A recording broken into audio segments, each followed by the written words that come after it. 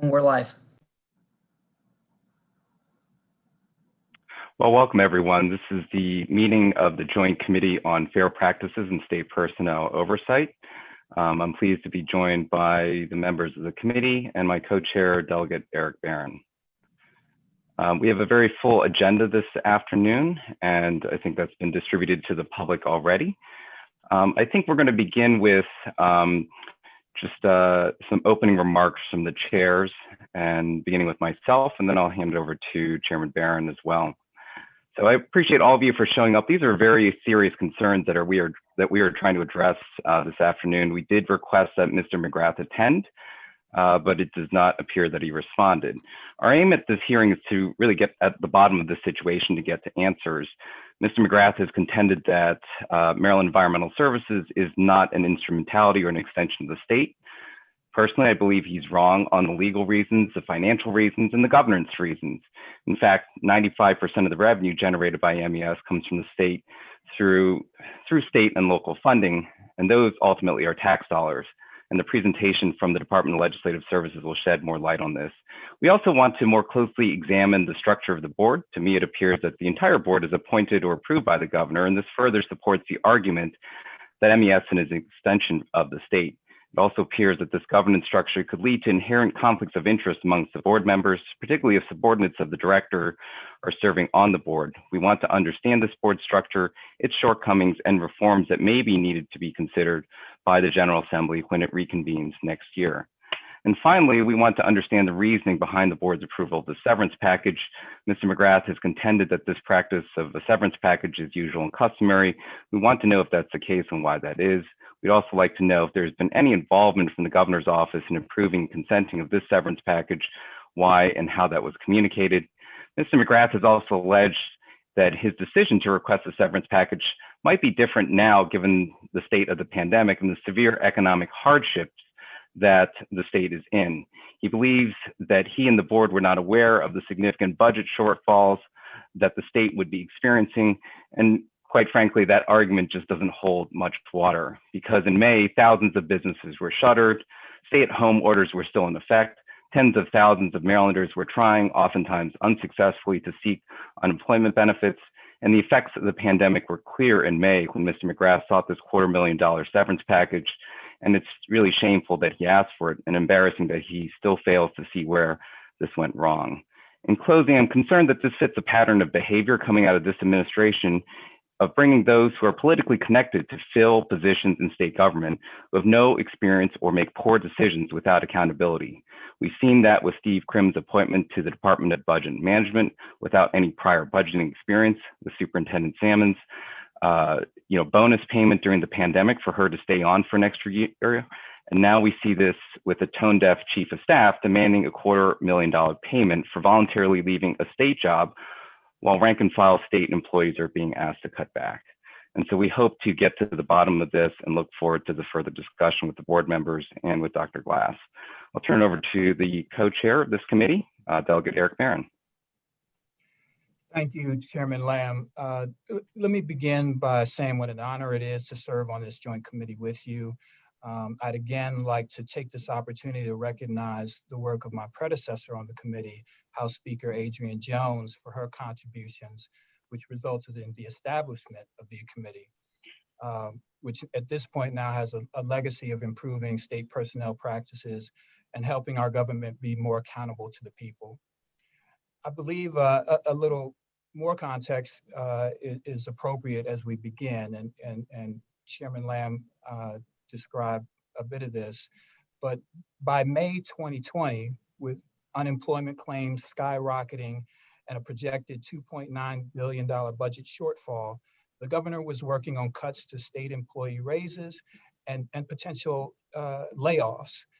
But in the midst of this, the Maryland Environmental Service is unnecessarily handing out a six-figure payout to an executive officer who's voluntarily leaving to another high-paying, highly influential job as the governor's chief of staff.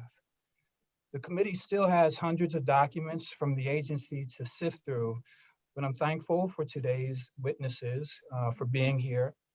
And I hope they understand why the public might be outraged and what our responsibility is as far as oversight of this agency. So we look forward to hearing from them. And I'll pass it back to you, Chairman Lamb. Thank you, Chairman Barron. First on the agenda is a briefing from Andrew Gray, a budget analyst with the Department of Legislative Services. We'll begin by turning it over to Mr. Gray. Thank you, Mr. Chairman, Delegate Barron as well, and to the Joint Committee members. And I guess if the slides, I guess Jake will put the slides up on the screen, then I'll run through them with you. Pulling it up if you want to start talking as it's coming up. Okay, so basically we're going to talk about the budget and personnel overview for the Maryland Environmental Service. We're going to talk a little bit about a couple of matters here in terms of just kind of the overview of the agency, budget and revenues, board of directors, personnel, and then we'll be talking a little bit about the audit findings in the most recent audit as well. And in terms of the overview, so yeah, we can move right, perfect, Jake, thank you. So the originally created as an independent agency in 1970, became a public instrumentality of the state in 1993. Maryland Environmental Service really kind of reflects a shift perhaps from a regulatory approach to a management approach for environmental issues. It was incredibly innovative at the time. MES provides dredging, water and wastewater operations, solid waste, and other services noted here, and has authorities and statute including exercising eminent domain and establishing and collecting fees for its products and services. Next slide. In terms of its budget and revenues for fiscal 2019, the most recent actual data we have, approximately 95%, as the chairman said, of MES's revenue, around $152.4 million, comes from state and local government. And we'll look at that a little bit further on a further slide coming up in terms of what that looks like. MES operates on a fee-for-service cost recovery model. And so it does not have a direct budget line in the state budget. Instead, it's budgeted in two different ways. It has reimbursable projects where it receives funding for doing work in terms of operating wastewater and drinking water plants for state agencies under a Board of Public Works policy. It also has contractual projects for with state agencies as well. Next slide, please.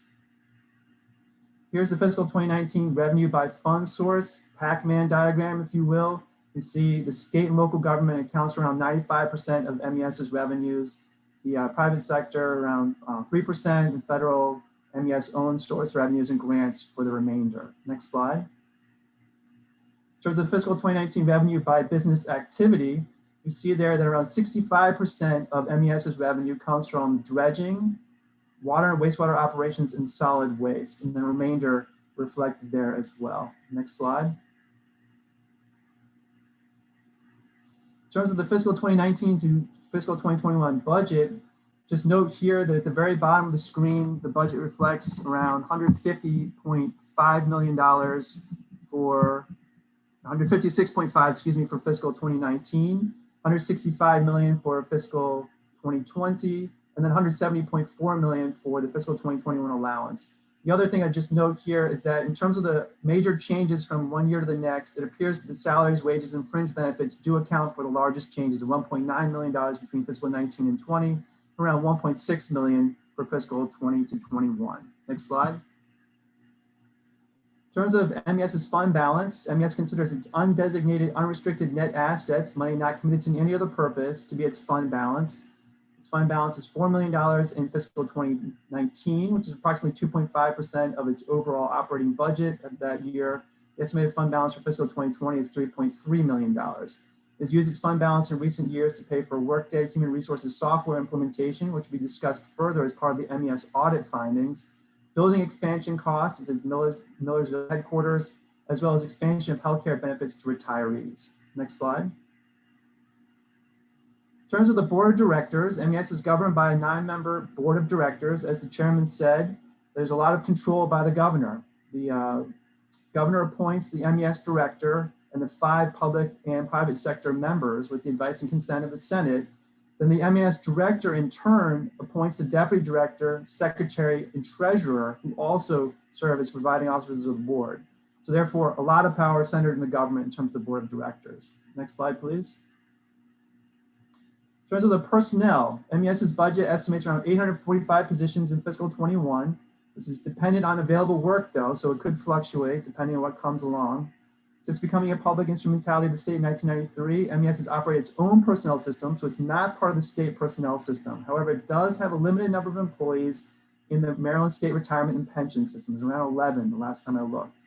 According to the Maryland Environmental Services website, it does offer a number of benefits, including a 401k, choice of health and dental plans for the state health and welfare benefits program, paid leave, competitive performance-based pay, and the other actions noted there. And in terms of collective bargaining, Chapter 15 of 2017 required that collective bargaining be conducted under the same requirements and procedures applicable to state employees, but no action has been taken to date. Next slide. In terms of the organization of the Maryland Environmental Service, you see at the very top there, Dr. Glass came on as a director in June 2020. And you see the deputy director position as of July, when this slide was provided, this information was provided, is vacant. Then you have the principal counsel from the Attorney General's office, Sean L. Coleman is reflected there. Then you have the various directors for the work that it does and the services. Next slide, please. In terms of the audit findings, the most recent audit came out in January 2020, reflecting the March 24, 2015 through March 10, 2019 time period. There were 6 audit findings, and of these 6 findings, 2 were repeat findings. That's audit number finding 4 and 5. And a lot of these findings were basically internal control findings. And MES's response basically was that since implementing Workday, the Workday software, employment software in calendar 2019, a lot of these concerns have been addressed. And I believe that's the end of the presentation.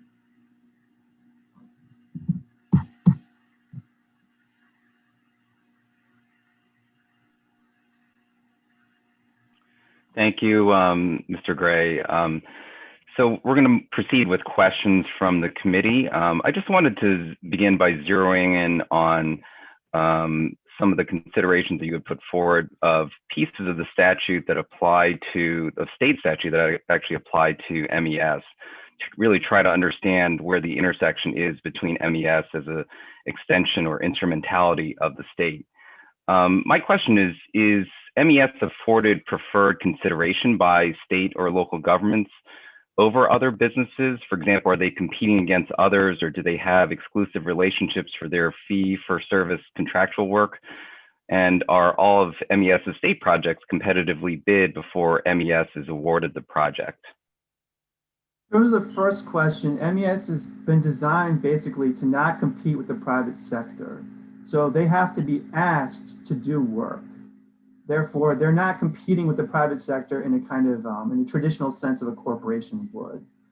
In terms of the second question, that is something that, I mean, could you restate that if you don't mind? So are they competing against others, or do they have exclusive relationships for their fee-for-service contractual work? Right, so they do not compete against others. And in terms of the procurements with state agencies, I do not have oversight of all the relationships they have with other state agencies. So I could not tell you whether every single contract that MES does with the state agency goes out for an independent bid. Got it, okay. And you referenced the structure of the board as well, and you kind of state that the directors serve at the pleasure of the board with the concurrence of the governor. Does that mean that the board does not have the authority to terminate the executive director without the governor's approval? Is that your understanding? I would have to defer to the Attorney General on their legal advice. Okay. All right, no further questions from myself. I'll turn it over to Chairman Barron. Thank you, Chairman Lamb, and thank you, Mr. Gray, for joining us this afternoon. I just have really just a few quick yes or no questions for you. MES is subject to the Administrative Procedures Act, right? That is my understanding. MES is subject to the finance and procurement, state finance and procurement article, is that right? That's my understanding. And MES is subject to the Maryland Public Information Act, is that right? That is my understanding as well. And again, MES has as its legal counsel and assistant attorney general. Is that correct? It does. All right, that's it for me, Chairman Lamb. Thank you. Thank you, Chairman Barron. We will move to Senator Carter for questions.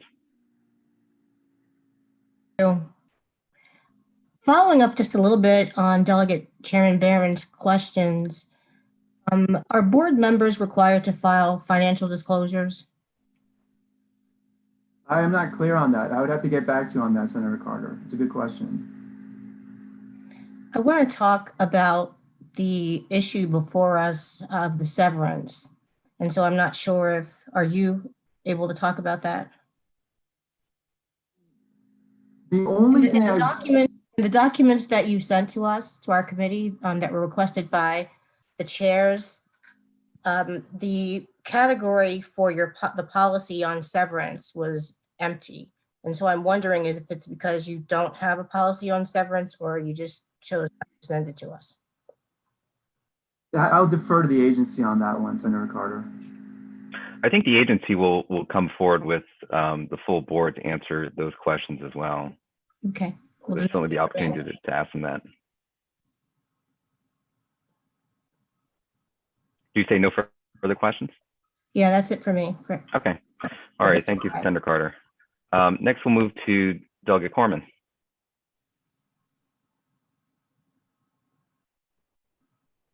No questions for me, but good to see you, Andrew. Thank you. Thank you, Delegate Corman. Good to see you. Great. Thank you. Do we have Senator Benson on? Does not appear to be the case. So yes. Oh, we do. Okay. Hi, Senator Benson. Hi there. Go ahead. Can you hear me? Yes, we can. Yes. I want to go back to the findings. Could you go back to the findings? That'll be the last slide. There, the findings. Which ones of these have been addressed?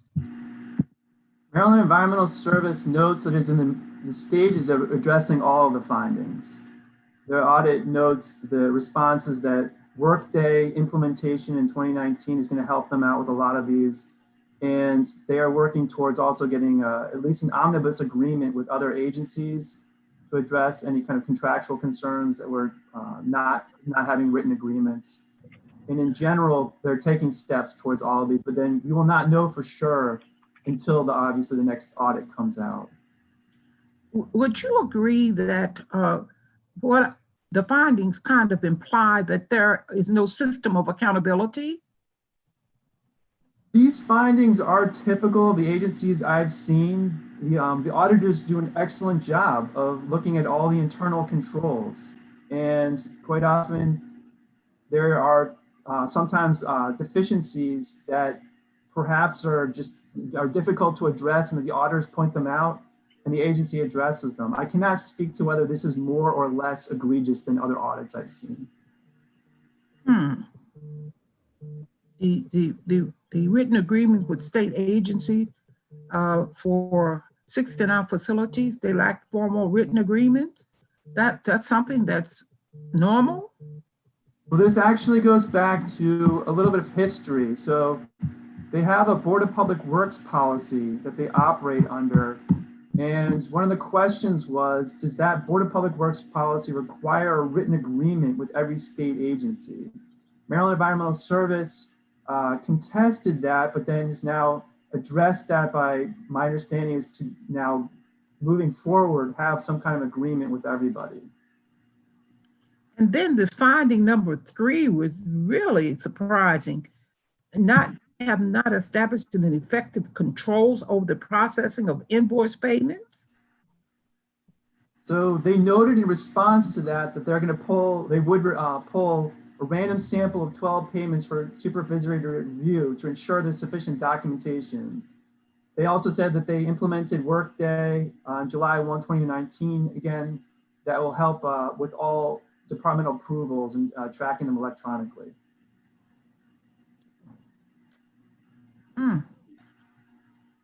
Thank you, Mr. Chair.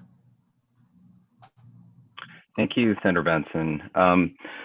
We're all still trying to get used to this virtual format. I think what I'll do is ask individuals to please raise their hand if they have questions that's more analogous to the circumstances if we were actually meeting in person, where you can chime in with your light if you wanted to ask a question. So that way we don't have to go through everyone if you don't have a question to ask.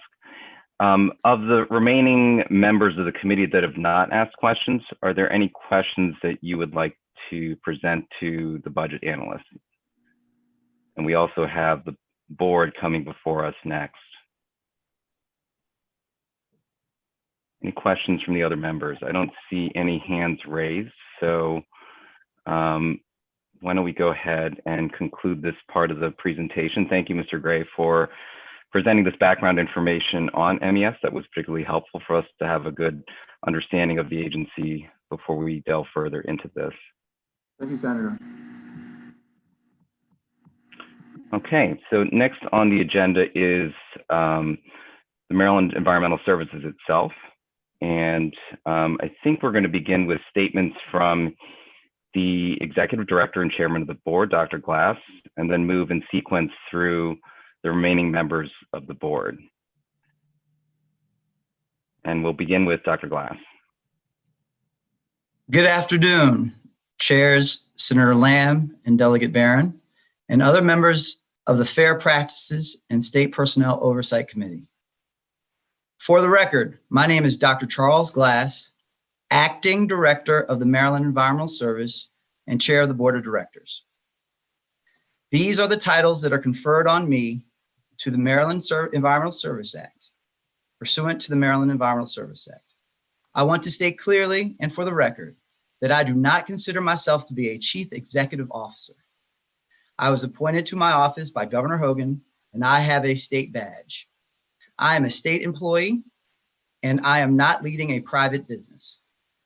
The Maryland Environmental Service is an independent state agency formed by the legislature and granted special capabilities to serve the environmental mission of the state. And I quote from the code, "The service is an instrumentality of the state and a public corporation by that name, style, and title, and the exercise by the service of the powers conferred by this subtitle is the performance of an essential governmental function of the state." For the record, I was offered the position of Acting Director of the Maryland Environmental Service on June 17th, 2020. My tenure began on June 22nd, 2020. Most of the issues being reviewed by this hearing occurred before my employment at MES began. I'm excited to lead MES because the mission of the agency and my technical and professional background are well aligned. I hold a doctorate in environmental engineering. I taught at the undergraduate and graduate level at Howard University for 17 years. My own training began at the Johns Hopkins University, where I graduated from the Whiting School of Engineering. I then matriculated to the University of Colorado at Boulder, where I earned both my master's and doctoral degrees. Upon graduation from Colorado, I was hired by the University of Nevada at Reno, where I taught for 2 years before returning to the East Coast to teach at Howard University. I am from Maryland. My family moved around the National Capital Region while I was growing up, but by high school, we were settled in Tacoma Park, Maryland, and I graduated from Montgomery Blair High School. Since returning to Maryland in 1999, I have lived in University Park and currently in Chevy Chase. Most of my relatives live in Prince George's County and Montgomery counties. I am married with 2 boys, a grown daughter, and I am a licensed soccer coach. I have been a volunteer soccer coach for Montgomery Soccer Incorporated for the past decade, and proud to say that some years the boys have finished in first place. When I resigned my tenure position at Howard University in 2016 to join the Maryland Department of Transportation, I did so to pursue the opportunity to serve the state that I've spent most of my life in. Although my role as an assistant secretary at MDOT was not directly in the field of environmental engineering, I embraced the challenge of learning as much about the state's transportation business as I could. While at MDOT, I had a very diverse portfolio and managed directors with purviews that range from the entire MDOT capital program, oversight of the Washington Metropolitan Area Transit Authority, and bicycle and pedestrian access across the state. I also managed the director in charge of MDOT's environmental purview. Learning everything that I could at an exponential rate was exhilarating. I really enjoyed working with my colleagues at MDOT. The lifestyle was drastically different than academics, but the impact that transportation has on all our lives was fascinating to learn about and study.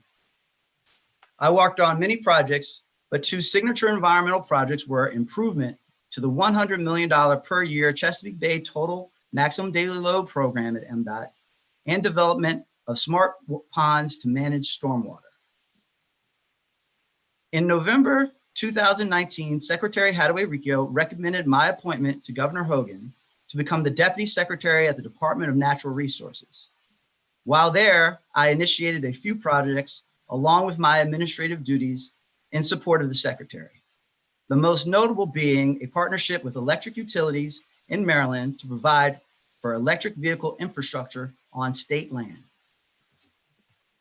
So in summary, I'm an academic, a scientist, an engineer, and a government executive with 30 years of training and experience.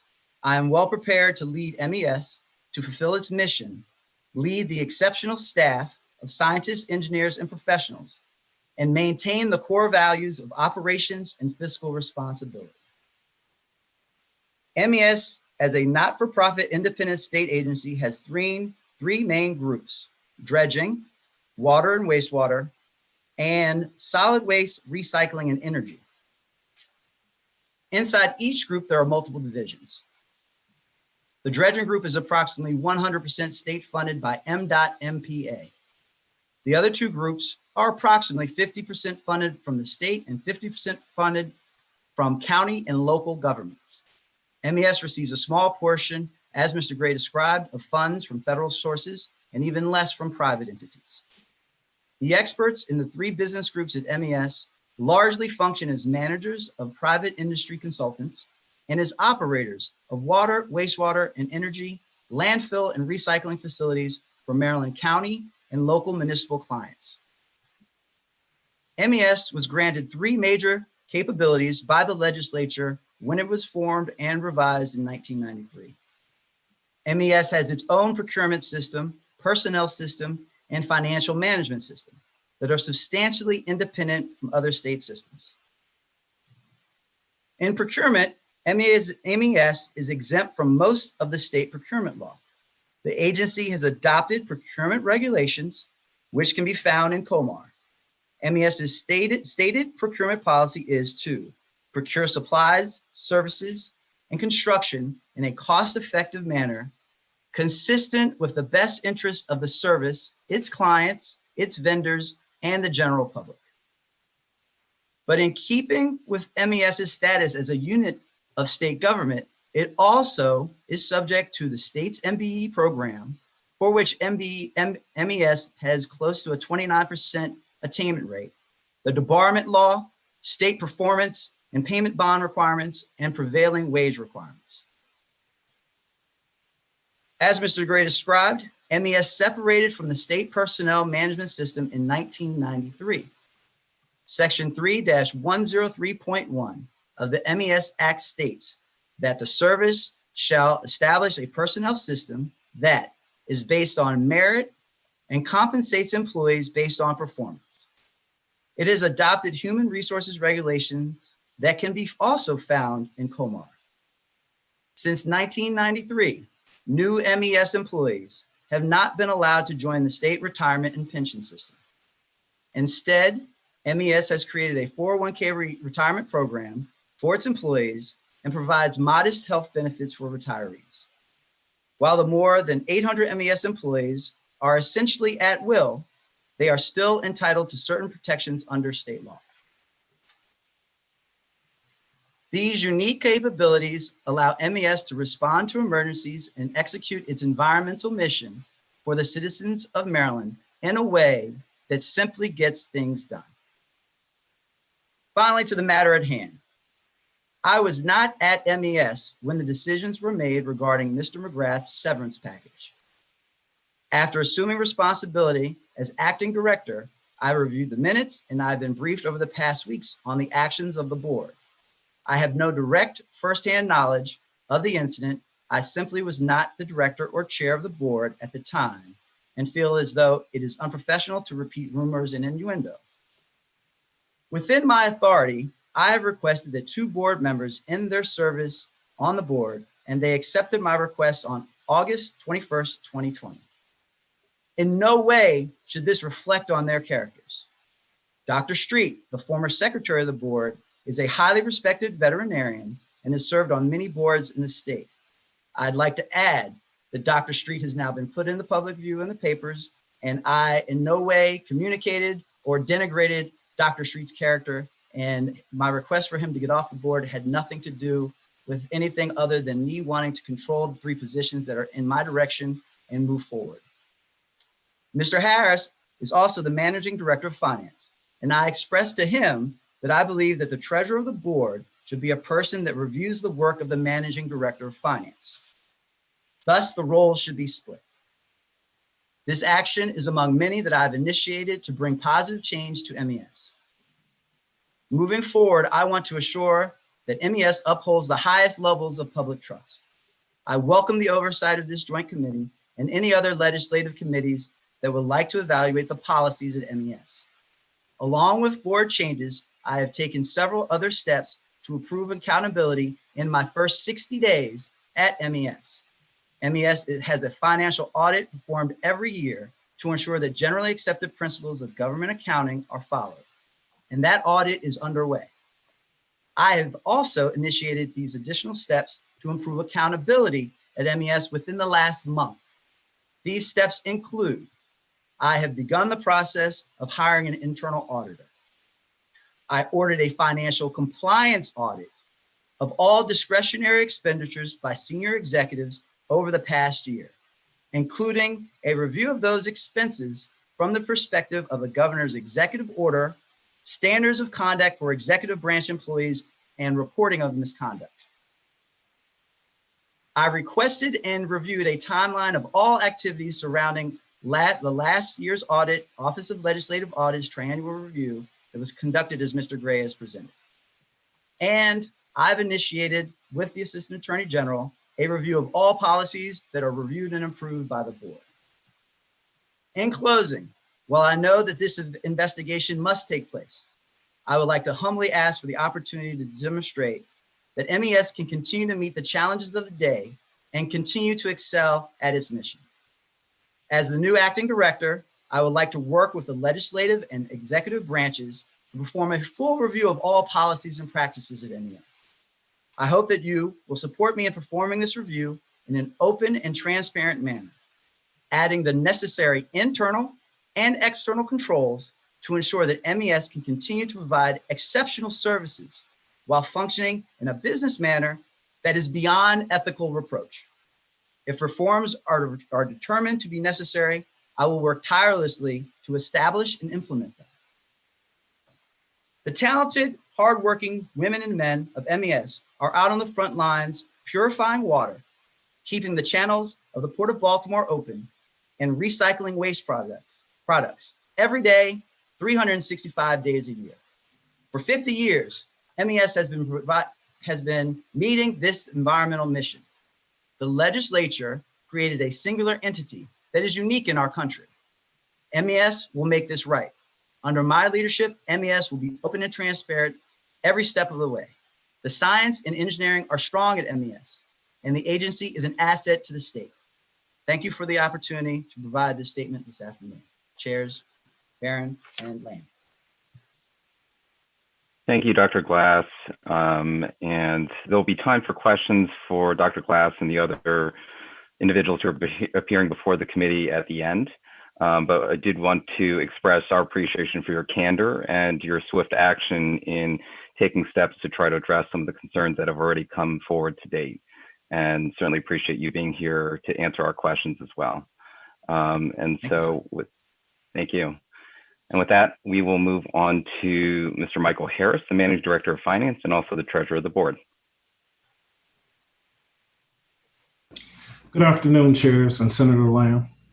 My name is Michael Harris. I was Treasurer of the Board for Maryland Environmental Service for approximately 2 years. As Treasurer, my role was to provide monthly reports on the overall financial health and performance of the organization. I also played a significant role when the agency would issue bond debt. And finally, although I'm not an official member, I sat on most Audit Committee meetings and coordinated the yearly financial audit in conjunction with the chair of the committee. I'm currently Managing Director of MES. In this role, I'm responsible for management of the finance department, implementing our annual budget, and performing monthly and yearly closing of the financial records. On May 28th, 2020, MES's Maryland Environmental Services Human Resource Committee presented for consideration by the full Board of Directors a severance package for outgoing director, Mr. Roy Mcgrath, in the amount of $233,000. The final portion paid to Mr. Mcgrath included tuition reimbursement in the amount of $52.50. As a board member, my role was to consider the proposal put forth by the Human Resource Committee and vote based on that information. Thank you for allowing me to give you this brief summary today. Thank you, Mr. Harris. And next we have Mr. Joseph Snee, member of the Board of Directors.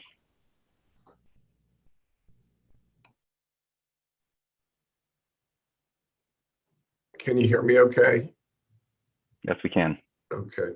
Good afternoon, Chairman Lamb and Chairman Barron and members of the Joint Committee on Fair Practices and State Personnel Oversight. My name is Joseph F. Snee, Jr. I'm an attorney in private practice in Harford County, Maryland. I was appointed as a director of the Maryland Environmental Service on June 1, 1994 by Governor William Donald Schaefer. Thereafter, I have been reappointed by Governors Glendening, Ehrlich, O'Malley, and Hogan. As indicated by Mr. Gray, the Maryland Environmental Service was statutorily created in 1970 and is celebrating its 50th anniversary this year. Under the leadership of Governor Mandel and the Maryland General Assembly, MES was created to assist with the preservation, improvement, and management of the quality of the air, land, water, and natural resources of Maryland, and to promote the health and welfare of the citizens of the state of Maryland. As indicated, MES provides those services on a fee-for-service basis with no direct appropriations from the state of Maryland. Also, as indicated by Mr. Gray, the Board of Directors consists of 9 members as follows: Director, Deputy Director, Secretary, and Treasurer of the service. Additionally, there are 3 members from the public sector in state positions responsible for water, wastewater, or solid waste management. Finally, 2 members are from the private sector with technical, financial, development, or legal experience related to water, wastewater, or solid waste management. I am one of the 2 members from the private sector. I am a land use attorney with extensive development and legal experience related to water, wastewater, and solid waste management issues. During my 26-year tenure on the board, the Maryland Environmental Service has grown significantly. The independent state agency in fiscal year 2020 earned approximately $170 million in gross revenues. MES employs approximately 850 dedicated team members. MES does not compete with the private sector. MES cannot respond to requests for proposals. However, MES projects include private sector partners, and approximately 80% of MES revenues flow through to those private sector partners. The issues before the committee are the severance payment by the MAS board to the former director and the expense reimbursements to the former director. I am chair of the Human Relations Committee of MES. It was formed by MES Resolution 02081R in 2002. The resolution requires the Human Resources Committee to consist of at least 3 outside board members of the board who are selected by a majority of the board. The HR committee includes myself, former Secretary Dr. Street, and board member William Addison. The HR committee was approached by former Director Mcgrath requesting a severance payment equal to 1 year's salary. In May of 2020, the HR committee convened for the purposes of discussing the requested severance. The HR committee agreed that the severance payment would not be made unless it was approved by the governor or the governor's staff.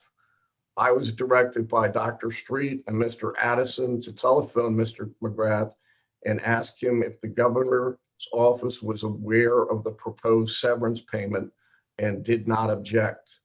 Mr. Mcgrath assured me that the governor was aware of the proposed severance payment and did not object. In an email to me on Wednesday, May 27, 2020, from former Deputy Director Beth Wooten, Ms. Wooten indicated to me that, quote, Roy Mcgrath says that the governor anticipates a severance equal to 1 year's salary, end quote. Only in reliance upon Mr. Mcgrath's representations, the HR committee recommended the severance, which was unanimously approved by the MAS Board of Directors, only in reliance upon those representations. Subsequent to these events, the Board of Directors received an email from Ms. Wooten dated Wednesday, July 22, calling 2 issues to the Board of Directors' attention. Ms. Wooten indicated that last summer or fall of 2019, she was unofficially told that the legislative auditors notified a finance group member of an anonymous complaint received about the director's spending. Ms. Wooten further indicated that the agency was directed to investigate the allegation, but she did not know the results of that investigation. Secondly, Ms. Wooten indicated that after she assumed the duties of director, she learned that MES reimbursed the previous director for approximately $50,000 in expenses. These expenses were not submitted to Ms. Wooten, nor did she authorize those payments. None of those expenses were brought to the board's attention, nor were they authorized by the MES board for reimbursement to Mr. Mcgrath. After receiving Ms.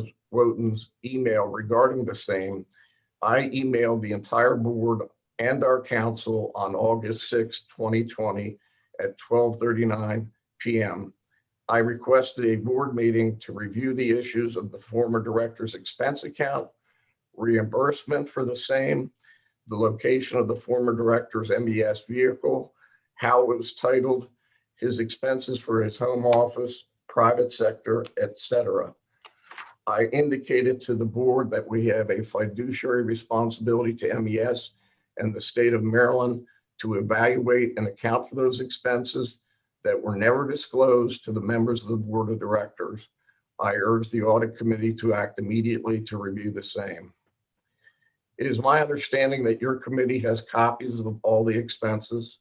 I can assure you that the board members were never aware of those expenses and the reimbursements and never approved them. Relying on Mr. Mcgrath's representation that the second floor of the State House approved his severance, the board acted. Without Mr. Mcgrath's representation, the board never would have recommended or made that severance agreement. That is for former Director Mcgrath to explain. I understand that Governor Hogan today has ordered the Department of Budget and Management to audit MES. This board member fully supports that decision and the audit. Thank you very much. Thank you, Mr. Snee, for your remarks. And next, we will turn to Dr. Street, who's a former member of the board of MES. Dr. Street. Thank you. I'm Dr. Richard P. Street, Jr., a veterinarian and businessman from Harford County. I will be reading from a statement that I wrote the last several days. I'm speaking today as stated as a private citizen since of last Friday evening. I have not been a member of the MES board. Dr. Glass last Friday evening informed me very nicely that he would be ending my service to MES because of pressure for him to select members of the board that he controls, but in no way this was a reflection of my dedication and service to MES. Contrary to what is reported this morning in the papers that I was removed with no explanation. Dr. Glass touched on this when he was had his remarks. As part of this process, I believe that the legislature should understand how MES was organized 50 years ago and functions for all the good cost-saving work it does across the state of Maryland. Luckily, this has been touched on by a couple different people, Dr. Glass and Mr. Gray, earlier this afternoon, which I thought they were both good presentations, and there's probably some more fill in the blanks that need to be done as far as educating people about MES. I was appointed 13 years ago by the then director, Jim Harkins, during his second year's term on the job as director of MES. The secretary serves at the pleasure of the executive director.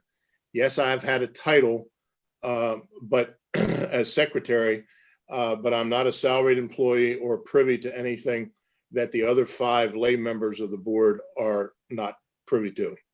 I have always considered myself just like the other 5 lay members of the board, and I was asked to continue my service when Mr. Mcgrath became executive director, and also when Dr. Glass first came in the springtime. When Mr. Mcgrath gave a short notice that he was leaving MES, the HR committee was called to discuss the proposal of money and other things that Mr. Graff was asking for. Mr. Snee has touched on this and explained it, but when the committee first started talking, we had some questions and concerns because Mr. Mcgrath was not retiring or being fired. Mr. Snee, as he said, was asked to find out if the governor knew about this, and you heard Mr. Mcgrath's reply to that, and that's what we had to work on when he reported back to us.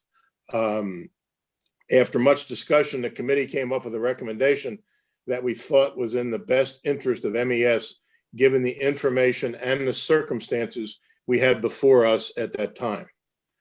After much discussion, when this was taken to the full board meeting, the recommendation passed. I believe it was unanimous.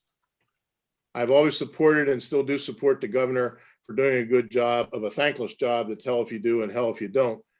Hindsight is a lot better than foresight. And at this point in time, I do not think that the governor knew anything about Mr. Mcgrath's departure proposal.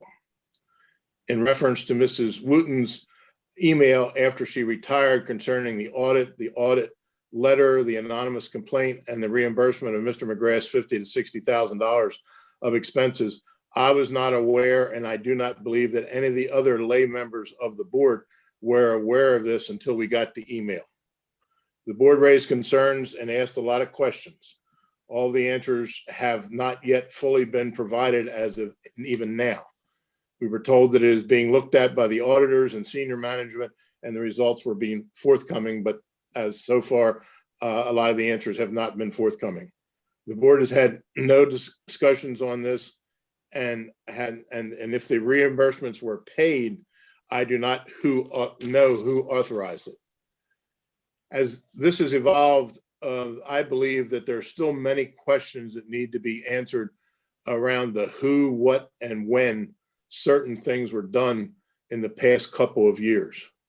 It is important again to realize that the 6 lay board members, including me, had no knowledge of these things until Mrs. Wooten's email came out. I think that's very important. If they did not share it with the rest of the board, which I don't think they did, like I said. We, as in myself and the 5 lay members of the board, are not the problem. We did nothing wrong. MES has always had the Attorney General's legal advice Plus, every year we've had one, and if not two, audits. I believe now it is up to the committee, the auditors, and Dr. Glass to find out the answers to these questions. I am very proud of my 40+ years of service on serving on various boards, commissions, and committees of the state of Maryland and Harford County. I've always considered myself a good board member, and I think the other board members that I've served with over the years would think so too. I do not want to be mentioned in the same context with the few people who possibly did something wrong. Thank you very much for the opportunity to speak. Thank you, Dr. Street. And next we will move on to Mr. Billy Addison, current member of the board. Mr. Addison, you're on mute.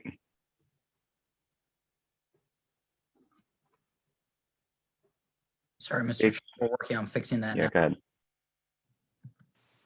Can you hear me? We can hear you now. Okay. Thank you. Thank you, Mr. Chairman. My name is Billy Addison. I am a member of the board of directors of MES. And I too am reading some notes that I put together over the last few days. I would like to assure this committee that there was no malfeasance on the part of the 6 outside board members who are all voluntarily here today in the board's decision to pay Mr. Mcgrath. The financial package was not something that the board initiated. When Mr. Mcgrath asked for this, quite frankly, we were caught between a rock and a hard place. It seemed as though we had no choice as he was transferring to a very powerful position that could have a future impact on MES. Mr. Mcgrath reported to Mr. Snee that the governor was okay with the financial package that he had requested.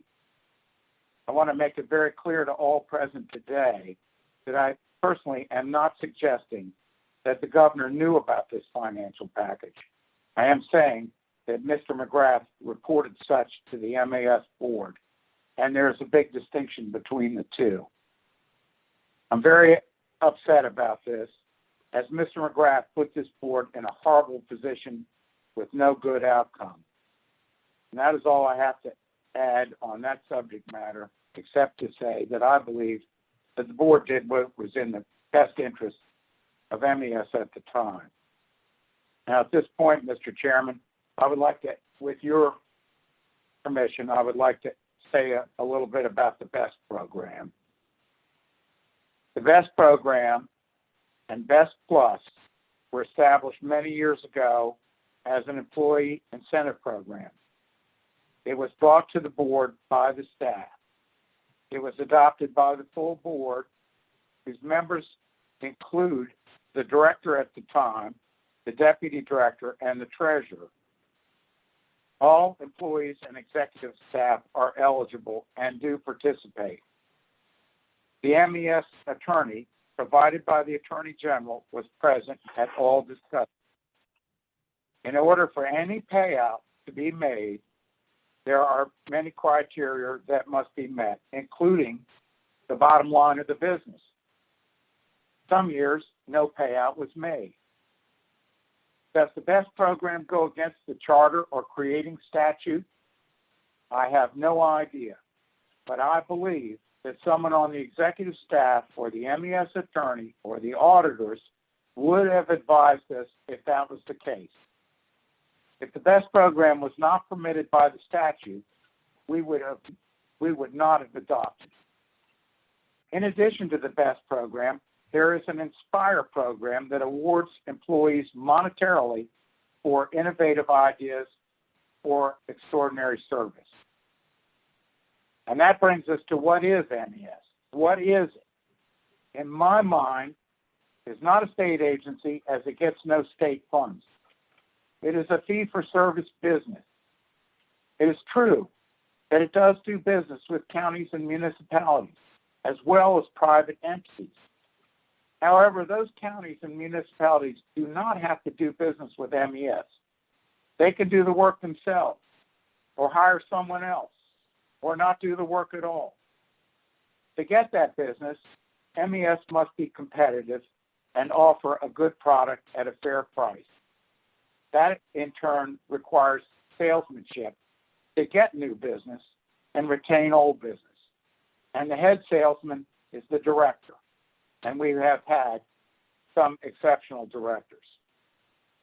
I believe that the staff and leadership have always thought that MES acted in a manner consistent with private industry. Certainly, the BEST program and the INSPIRE program give that impression to the outside board members. If this has been incorrect, then it was incumbent on the senior staff, board's attorney, or the auditors to advise us otherwise. Finally, and I'm a little speculative here, but I suspect I'm right. Other than Mr. Harris, who has been with MES for a couple of years, and Dr. Glass, who's been there for 2 months, the real day-to-day workings of MES are not here today.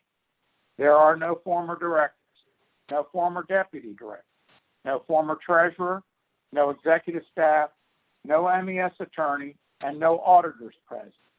The men and women here today are 6 private citizens, including Dr. Street, who do not work at MES and only attend a 2-hour board meeting once a month with the agenda neatly laid out in front of them.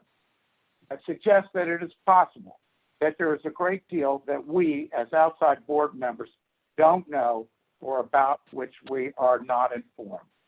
And that concludes my remarks, Mr. Chairman. Thank you, Mr. Addison. And next we have Ms. Leslie Jackson Jenkins. Please proceed with your remarks. Unmute. Good afternoon, Senator and Delegate Barron and members of the Joint Committee on Fair Practices and State Personnel Oversight.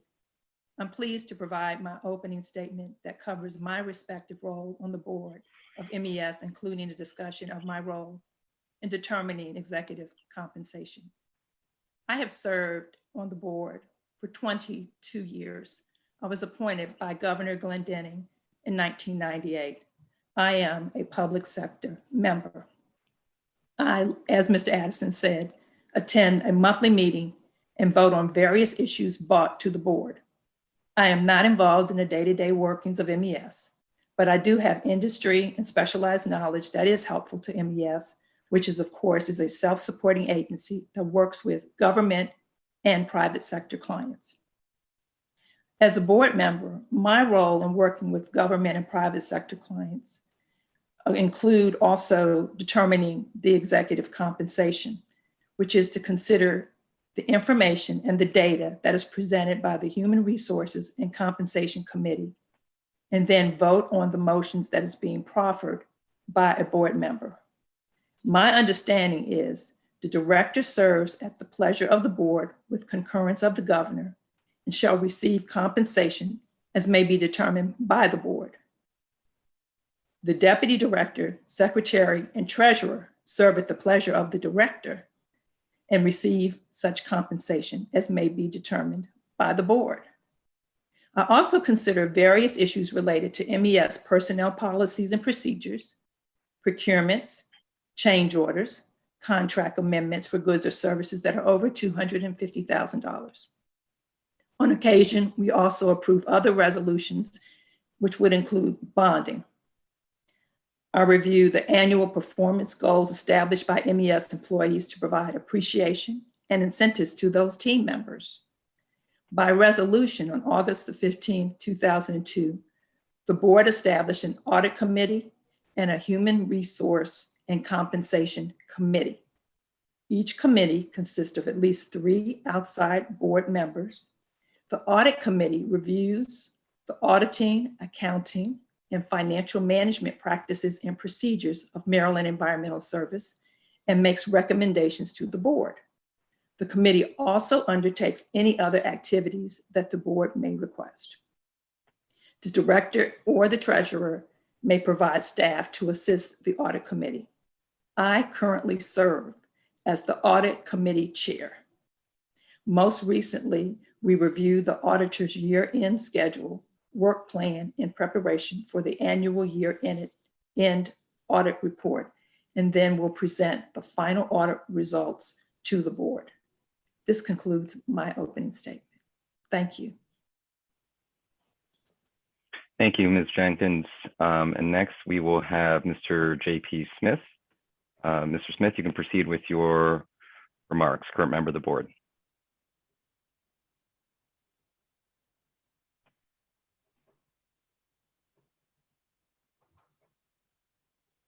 Get in there, Senator. 1 second.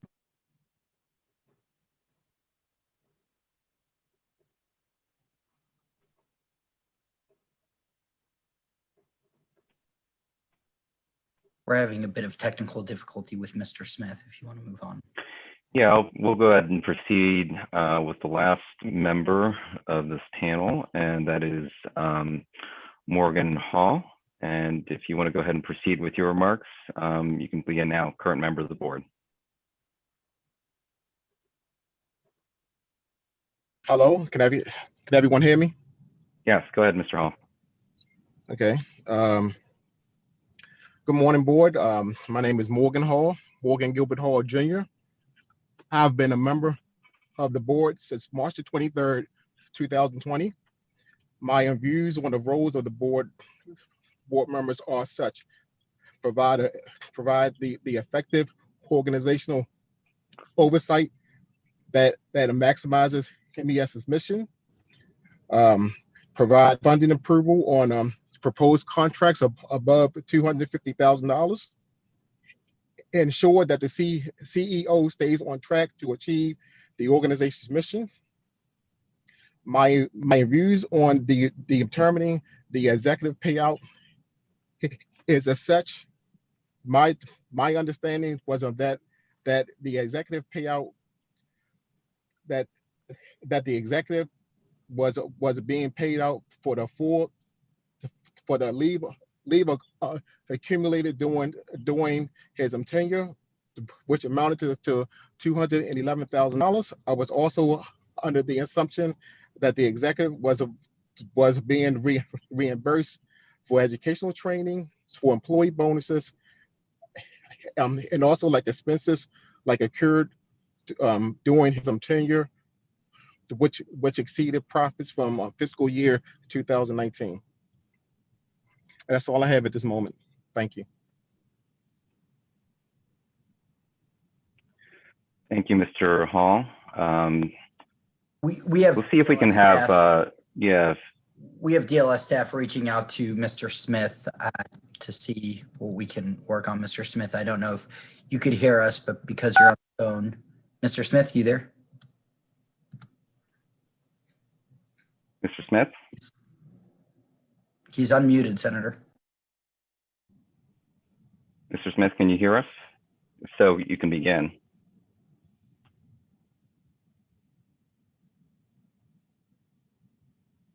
Okay.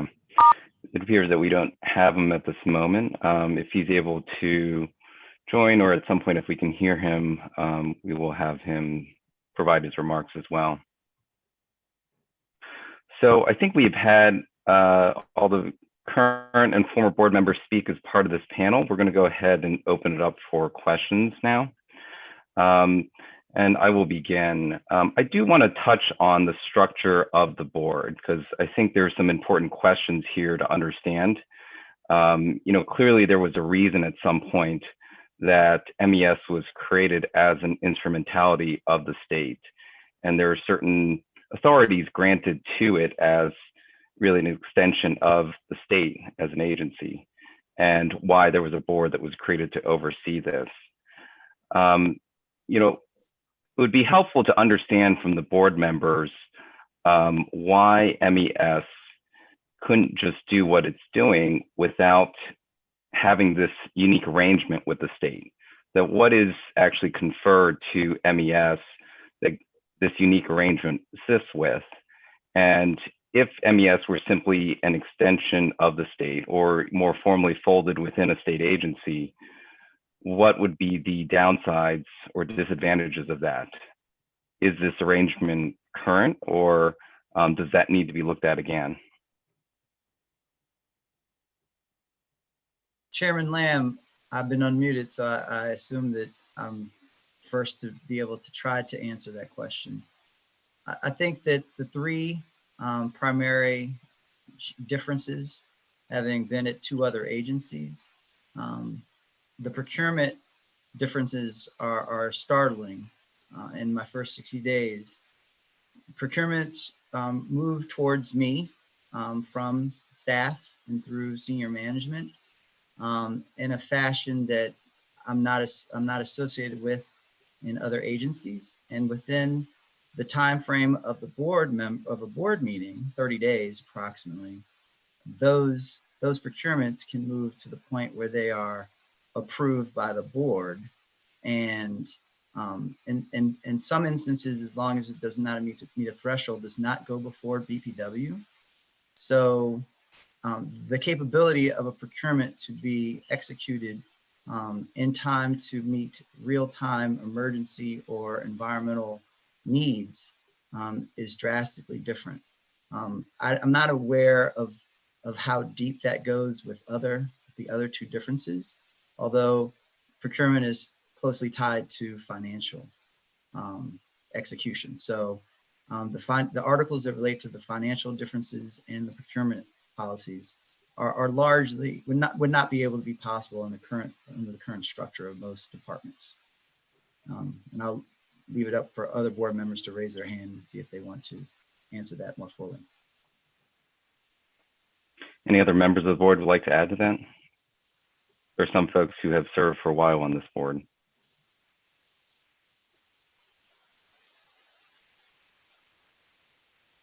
Okay. So, you know, it's obvious from Mr. Snee was raising his hand, Senator. Oh, sorry, Mr. Snee. Thank you, Senator. To your point, of all the boards I've been on, and there's been many, just like Dr. Street, I think the General Assembly, in their wisdom 50 years ago, after creating this as a state and public corporation, knew that this body politic, which is established under Section 3103 of the Natural Resources Article, would enjoy a measure of independence such that we could operate in a unique fashion, providing services to the citizens of the state of Maryland and private sector as well. I think the framers of that statute recognized that in keeping with that independence, it was incumbent upon the organization to be governed by a board of directors. And that's why 4 members are from essentially inside working for governmental agencies. And, you know, the rest are outside members working for public agencies, or in my case, and Mr. Addison, the private sector. So in my tenure of 26 years, it has absolutely functioned very well. The board has been conscientious. As Mr. Addison indicates, we meet approximately once a month for 2-3 hours. And I think the framers of the statute, which is codified in the Natural Resources Article, got it right back then. So that's how I see things, Senator Lamb. So thank you, Mr. Snee. I see a hand raised by Senator Benson. We will go through the chairs and then proceed with the rest of the members. So hang tight. I do see your hand there. For the other, attendees of this panel, if you would like to speak, please use the raise hand function. You should be able to see that if you scroll your mouse, I think, over the bottom, or if you click on the participants list, it will bring up a panel to the right side where you can click raise hand if you would like to respond more specifically. So I appreciate the response from Dr. Glass and Mr. Snee. I think my concern is that, that clearly there's some benefits that are conveyed on MES to have this unique arrangement with the state. But then with that unique arrangement comes some unique authorities and also responsibilities of this board. And I find it hard to believe that the board has no responsibility in the outcome of the severance package or some of these other inconsistencies that have been brought forward to our attention. That this, I find it hard to believe that the board can simply wash their hands of all these other concerns that have been brought forward by a whistleblower and also by Beth Walton. My concern is that you do have ultimate fiduciary oversight over the functions of this agency. And if you did not or were not aware that some of these practices were going on, to me, that implies that there's been a lack of internal controls or a clear examination of the internal practices within the organization, of which the board, with its ultimate oversight responsibility, should be ultimately responsible for. And so, I'd like to hear from the board members, because multiple board members have conveyed that there didn't appear to be anything wrong that took place here, that I just find it skeptical that there's no ownership of responsibility here with the unique arrangement that the state has provided to this organization, to you as board members, that you're not able to provide further justification as to why some of these practices occurred.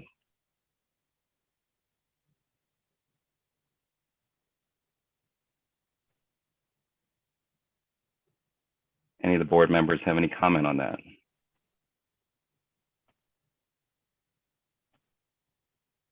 Mr. Snee? Thanks for raising your hand. Go ahead. Okay, Chairman Lamb, I don't think myself or any of the board members are denying any responsibility for our actions. In fact, we take full responsibility for what happened. We are not washing our hands of our responsibilities, and we share your concerns.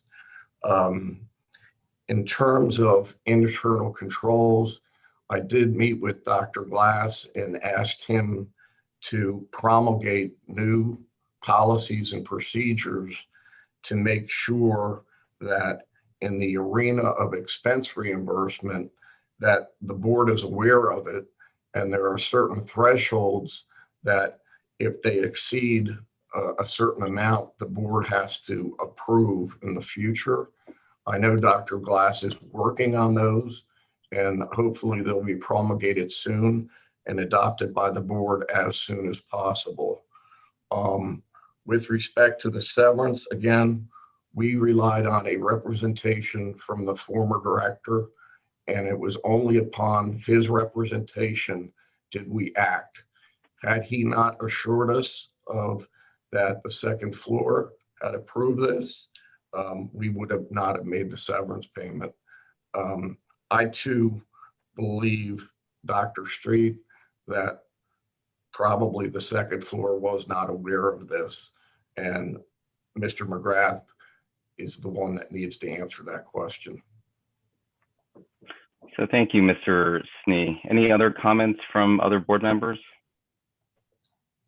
And just to clarify, at least from what I heard, that there were instances of board members' remarks that conveyed that there was nothing wrong that was done by the board, that you were not aware until you received this whistleblower email of some of these internal irregularities. And so you had no knowledge of these things until Beth Walton's email came out. Any further comments from the board members? Mr. Harris? Go ahead. If you could unmute Mr. Harris. So I'd like to address three of the issues. To concur with Mr. Snee, the board did take the action and vote for the severance based on information we were provided. The other involves the whistleblower comment or whistleblower complaint, which was received during the legislative audit. There were 3 matters that were considered complaints. I myself was designated as the person to review those complaints. However, I did not put together a report. And some of the complaints were so open that it didn't point to something specific. Also, I'd like to conclude in terms of the expenses. I was designated to approve the expenses since the start of my tenure at MES in my role. I also shared with Ms. Hoyton the amount of the expenses, when they were received. They actually were delinquent. The expenses they spanned over the past fiscal year. I also want to say that Dr. Glass's choice to remove me as treasurer from the board was a good one. We've discussed it because it actually gives separation of duties, which we also discussed. Mr. Snee, myself, and Dr. Glass have talked about different controls to put in place to ensure that none of these things happen again. And as Mr. Snee indicated, that board members are accepting responsibility for the things that have transpired at MES. MES, to me, the workers, us being here today doesn't speak to the work or the workers that are moving the agency forward on a daily basis. I've been proud to be with the organization, and we have some of the hardest working, dedicated employees I feel within the state, including Ms. Hoyton, who left, who gave 32 years to the agency, and it was a pleasure serving under her. That's all I would like to say. Chairman Lamb, if I may. Yeah, sure. Go ahead. Thank you. I just want to jump in before I lose my train of thought on a couple of points that you raised about the board structure. And this is for Mr. Glass, please. You said, and I think I'm quoting here, this is in reference to Mr. Street having to be let go. You said that was me wanting to control the 3 members within your purview. Is that right? As acting director, 3 of the board positions, 3 of the 9 serve at the pleasure of the director, the acting director. And so as acting director, with the deputy director position vacant, and with the desire to make sure that manager of finance and treasurer are separate, I believe that, for the good of the organization, it was best to do a new search, a new review, receive fresh blood, so to speak, for those 3 positions that are my decision or are left at the discretion of the acting director. And so upon all of the issues that were occurring last week, I decided to make that choice and ask, as I said, ask politely that they step away from those 2 positions. And, because of the way MES, just further, MES needs 6 votes to move forward on any procurement at a board meeting. So, it is then upon me to, with concurrence from the governor's office and the secretary of appointments, find 3 excellent candidates for those 3 positions, and at least have 2 of them in place for our next board meeting, September 24th. And 3 other members on the board who will vote with you. Hopefully they will vote their conscience moving forward, Delegate Well, Barron. you said control. Well, and I don't control their votes in the sense that they should vote for their conscience and not vote just with personally You said me wanting Yes, sir. to control the 3 members within your purview. Yes, sir. That's what you said. Okay, Yes, Mr. Street, can you unmute yourself? Mr. Street, can you hear me? Yes, I can hear you now. And you also talked about your being let go by Mr. Glass. And I think you said because of pressure to select members that he controls. Is that right? That was true. I think that was what was said the other night, but it's the control, or we serve at his pleasure. So it's That's basically your the same thing. understanding. Yeah. Okay. Back to Mr. Glass, and if we could put up I guess pages 7 and 8.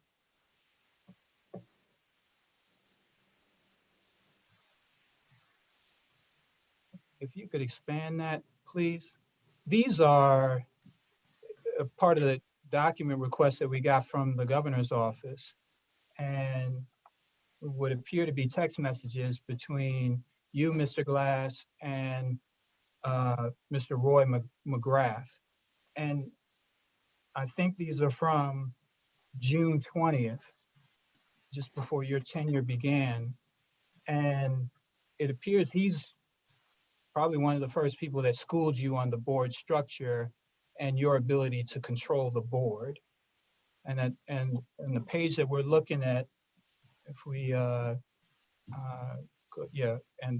down at the bottom, he's saying, Mr. Mcgrath is saying to you, yep, and remember, you appoint 3 members, deputy treasurer and secretary, who serve at your pleasure. At a minimum, Mike, JP, Morgan, and Leslie will certainly support you. That's 5 of 9, a majority.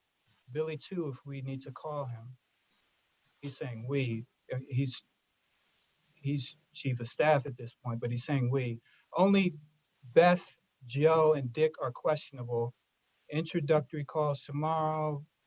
Got it. Welcome to the big leagues. Can we go to the next page? And then your response is, I like the vote count. I'm excited and ready. I'll blitz on Monday. Those are your text messages, right, about the board control? Yes, sir. Okay. Thank you. Chairman Lamb, if we could swing back to you. Yeah, sure. And if I could ask Jake to bring up my slides as well. I did have a question in response to, I think, what Mr. Snee and Dr. Street and also Mr. Harris stated earlier. And I'd like to just begin at least by responding to Mr. Harris's last piece, which I think none of us contend that the hardworking employees of Maryland Environmental Services have done anything wrong. I think they are doing great work throughout the state and really doing some essential work, especially during the pandemic and also, pre-pandemic as well. And we want to wish them well and continue, their efforts on these very important projects throughout the state. And so this is not meant to denigrate any of their hard work at all. But, back to an understanding of why the Human Relations Committee first decided to proceed with a recommendation that Mr. Mcgrath be provided a full year severance pay, and then that board decision was made. This is a text message that we were able to obtain between Roy Mcgrath and Beth Walton. And in blue is Ms. Walton's text message to Mr. Mcgrath, which says, hi, the HR committee wants to make sure that the governor would be okay with you receiving severance equal to 1 year's pay. They are worried about the optics and don't want to do anything to make the governor look bad. I told them that I thought the governor was aware and was okay with it, correct? And the response from Mr. Mcgrath was, yes, it's anticipated. I'm concerned because that seems to fly directly in the face with a statement that was released by the governor just 2 hours ago, where he stated, quote, to be clear, I did not approve, recommend, or have any involvement whatsoever in any of these decisions made by the board of directors of MES with respect to the former director, Roy Mcgrath, or any other individual. That was a statement from Governor Hogan just 2 hours ago. And so, we're facing conflicting information here that either Mr. Mcgrath misled all of you or that the governor's statement is incorrect. And so I'd like to ask all of you, have any of you had contact with the representatives of the administration on this severance package, or was this wholly reliant on Mr. Mcgrath's word?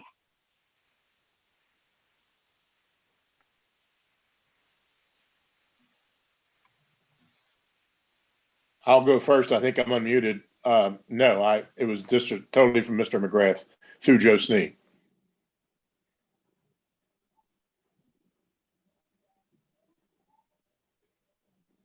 So no one reached out to the governor's office to inquire and confirm what Mr. Mcgrath was relaying to all of you, even though he had a vested interest in seeing the severance payment proceed? Senator, I'm trying to unmute Mr. Addison, who's asking to speak as well.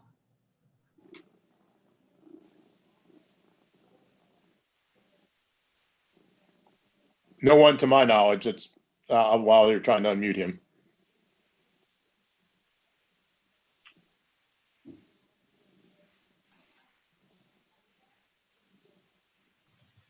Jake, are you still trying to unmute him? Mr. Addison, could you try to unmute yourself, please?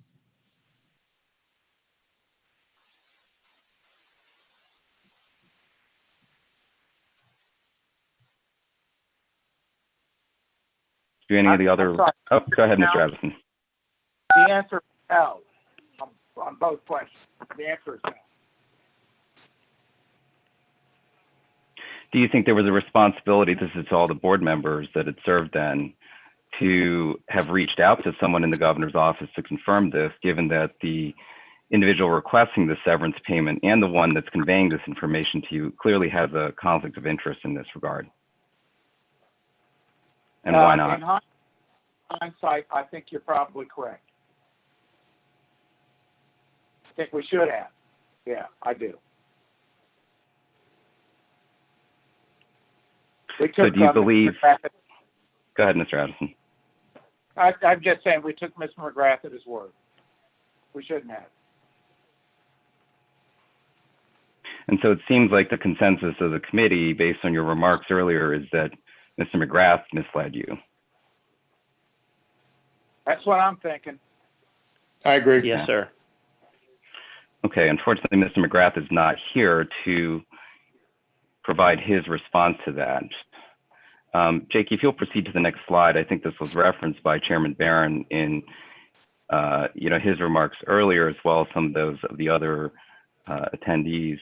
But you can see here that in this email from Ms. Walton to Mr. Snee, that Mr. Mcgrath, quote, says that the governor anticipates a severance equal to 1 year's salary. So it appears that in multiple instances, if your contention is that Mr. Mcgrath misled all of you, that he did that in several instances throughout this process. And Jake, we'll proceed to the last slide then. This question, I guess, is directed to Mr. Harris as the Director of Finance and also in your role as the treasurer at the time. There was a question that was presented to us as to why these expenses, some of which date back to 2019, were paid out to Mr. Mcgrath, just before he left. When it's clear from a review of the policy, which I've extracted here and displayed on the screen from MES, that all these expense reports should have been submitted, within 5 days of when the travel was completed. And yet all these expenses were submitted right at the end, right before Mr. Mcgrath left, and then were also signed off and approved upon. What's your response to this violation of the stated travel policy that we're seeing here?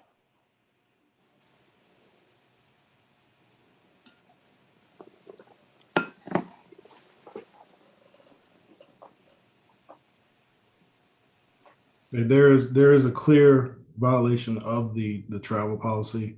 The 5 business days is something that we have not held everyone to. Mr. Mcgrath stated that they were bona fide business expenses.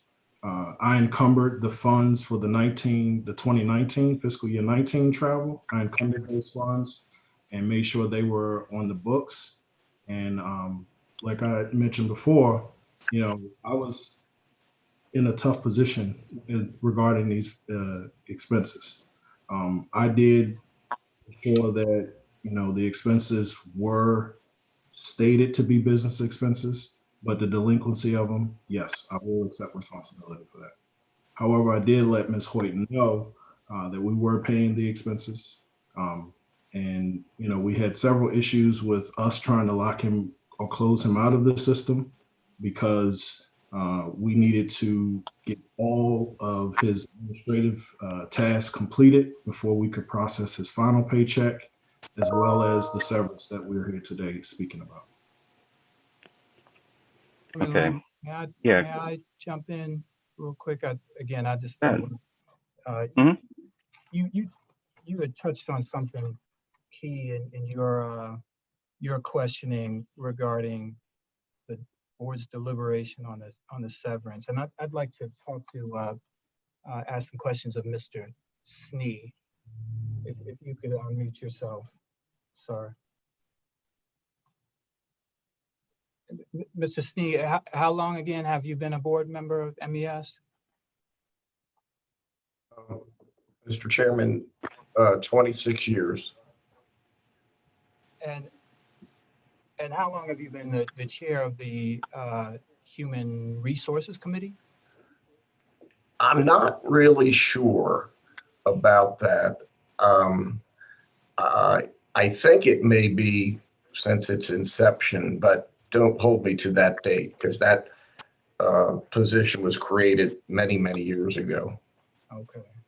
So I just kind of want to maybe take a little step back on the board's decision about Mcgrath's severance. And you referenced an email, and I think that same email was put up by my co-chair. But I want to take a step back maybe a day or two earlier when the board became aware that Mr. Mcgrath was voluntarily leaving and taking another job as chief of staff to the governor. If we could put up page 13. So this is a May 26 email, 11:19 a.m., where Mr. Mcgrath is announcing to the board, I think you all are on there, including Ms. Wanton. And this is where, at least as a group, I think you all find out that the director of MES is leaving to be the governor's right hand, the governor's chief of staff. He says, I will be departing MES to serve as chief of staff for the state of Maryland and Governor Hogan. Is that right? Is this where you learned, or did you learn sometime even earlier? As I recall, I got a telephone call from former Director Mcgrath that he in fact was leaving.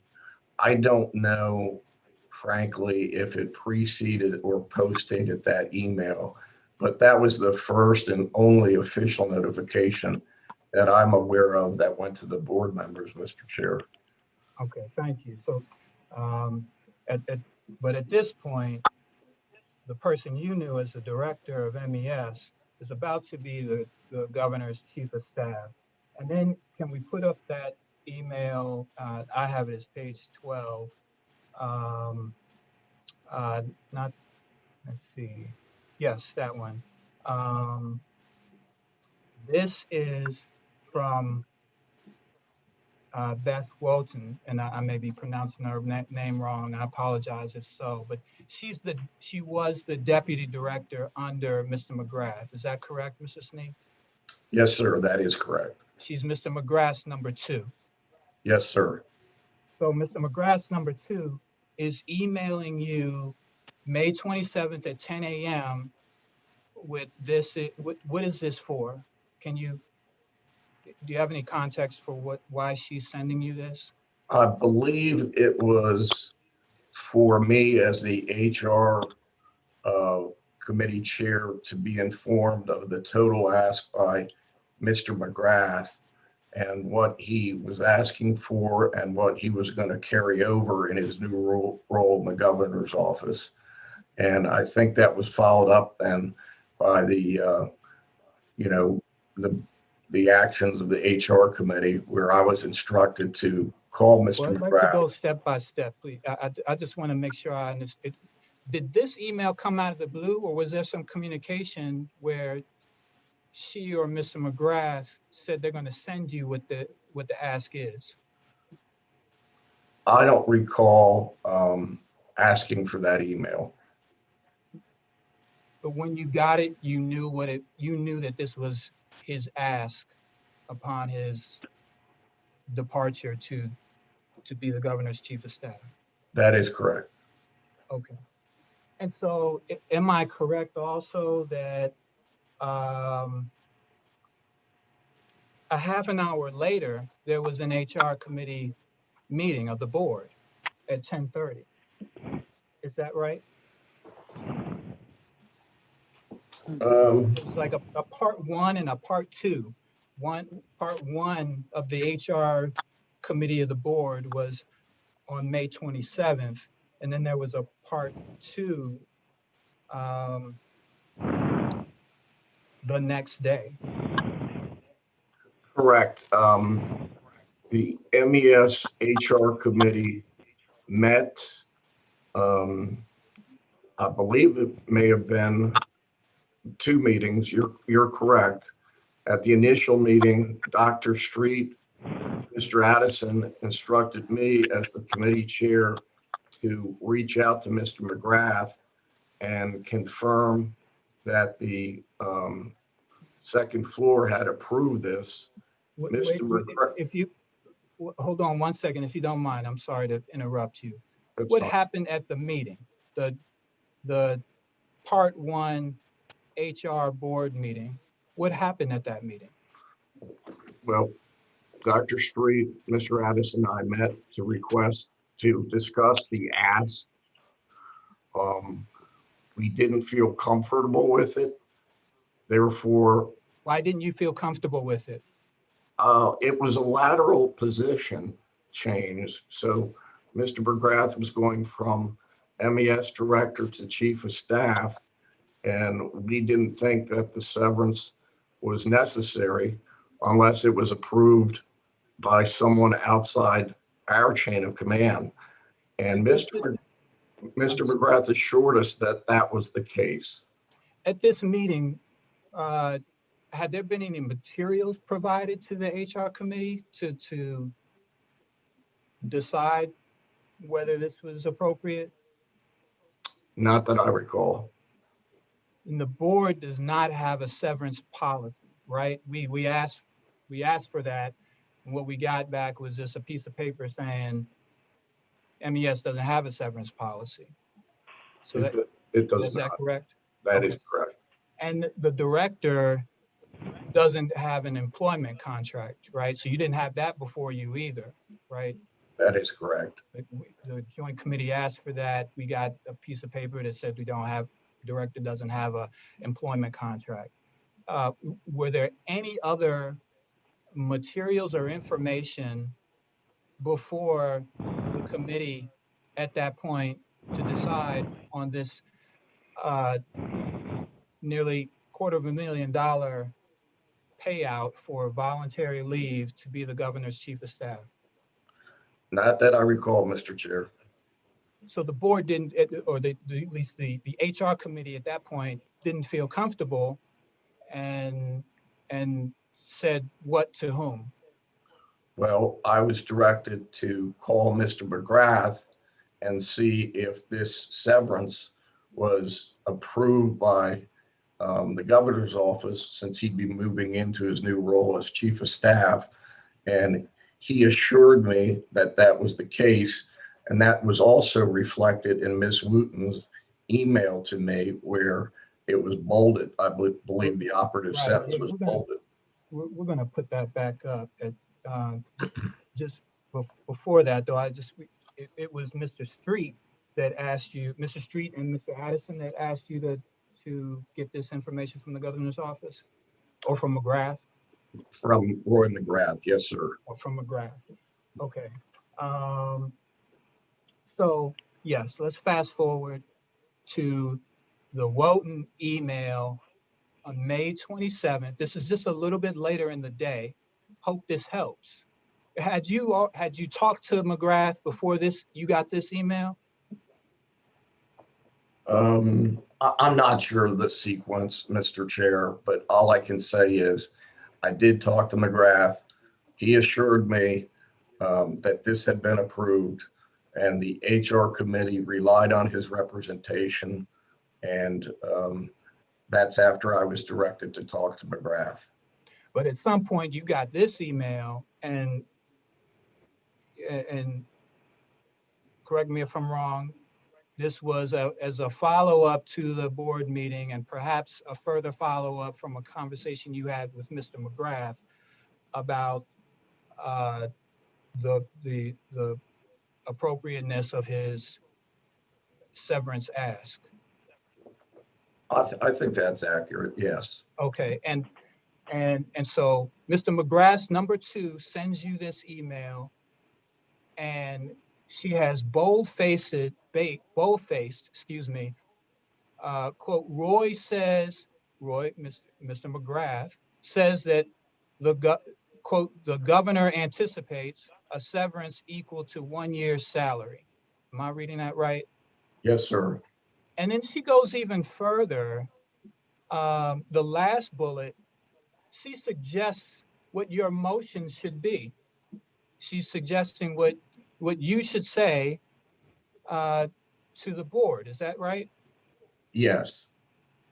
And she says that the motion should basically say that this is in appreciation and in recognition that Mr. Mcgrath will be serving as chief of staff to the governor in the state of Maryland, right? That's what it says, yes. Okay. And and then if we fast forward in time, on May 28th, I believe at 9 a.m., there's that part 2 of the Human Resources Committee meeting, right? Correct. The next morning, right? And what happened at that meeting? I reported to Dr. Street and Mr. Addison that I had spoken with former Director Mcgrath. He assured me that the severance was approved, and with that, the recommendation went to the full board for action. We relied solely on that representation of Mr. Mcgrath. When you say you relied solely on that representation, meaning we know you didn't have a severance policy in front of you, correct? Correct. You didn't have an employment contract before you, is that correct? Correct. You didn't have, so the director and the deputy director they're entitled under some board resolution, I think MES entitles them to some kind of an incentive pay or incentive reward, is that right? Right, that's part of the BEST program that Mr. Addison described. Okay. Did you have BEST program information before you about Mr. Mcgrath? No, we did not. Did you have any reports or any materials or any information whatsoever when you made the decision to give this payout to Mr. Mcgrath? No, sir. The only thing we would have had was Ms. Wotan's email. Okay. I'd like to just briefly, Mr. Addison, on this same subject.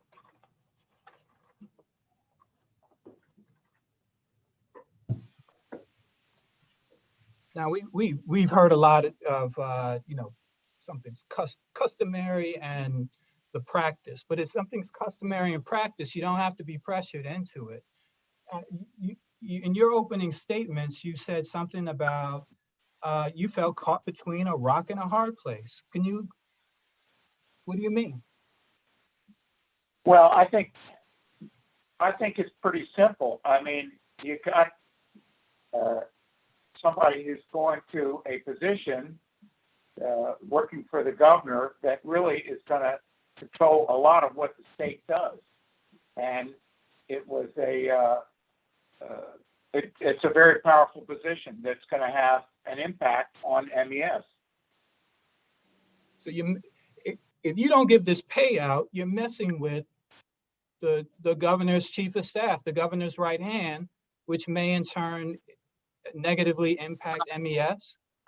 I think to some effect, yeah. And so that's what you meant when you also said in your opening statement that you were put in a horrible position. Is that right? That's correct. Because you're trying to act in the best interest of MES, but you're being pressed into something that you don't quite feel comfortable with. Is that? That is correct. All right. Mr. Street, on this same subject. Yes. One moment.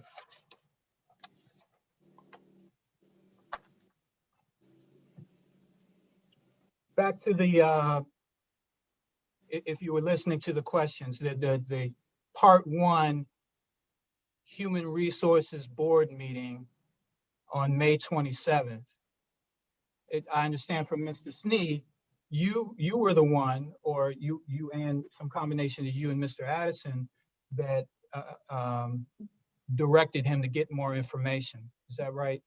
That's correct. I was listening to all the conversation between you and Mr. Snee, and I fully concur with everything that he says, and Mr. Addison's just recent comments about the rock and a hard place and the pressure and all that. I agree with his comments on that too. You were uncomfortable. Yes. Because this is not customary and practice of MES as far as you were concerned when you were trying to make that decision. Correct. This is the first time that the first time I was ever involved in a severance was when Mr. Harkins left, and then his interim director after him, John O'Neill, but they were for different reasons. They were retiring, where this is the only other one I've ever been involved with. And this was not a retirement or a firing. It was a lateral transfer, for lack of a better word. So I mean, it seems to me you had your conception of a severance payment, probably like many of us, and is reflected in your opening statements. You said you had some questions and concerns because it wasn't retiring or being fired, right? Correct. Okay.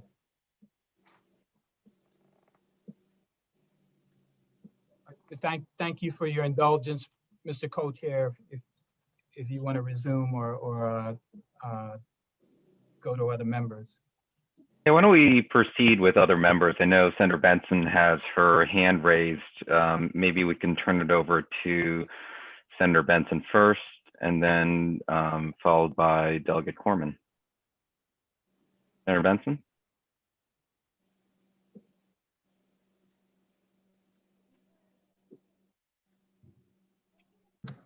Sorry, we had her unmuted and now she's gone. Let me see if I can get her back.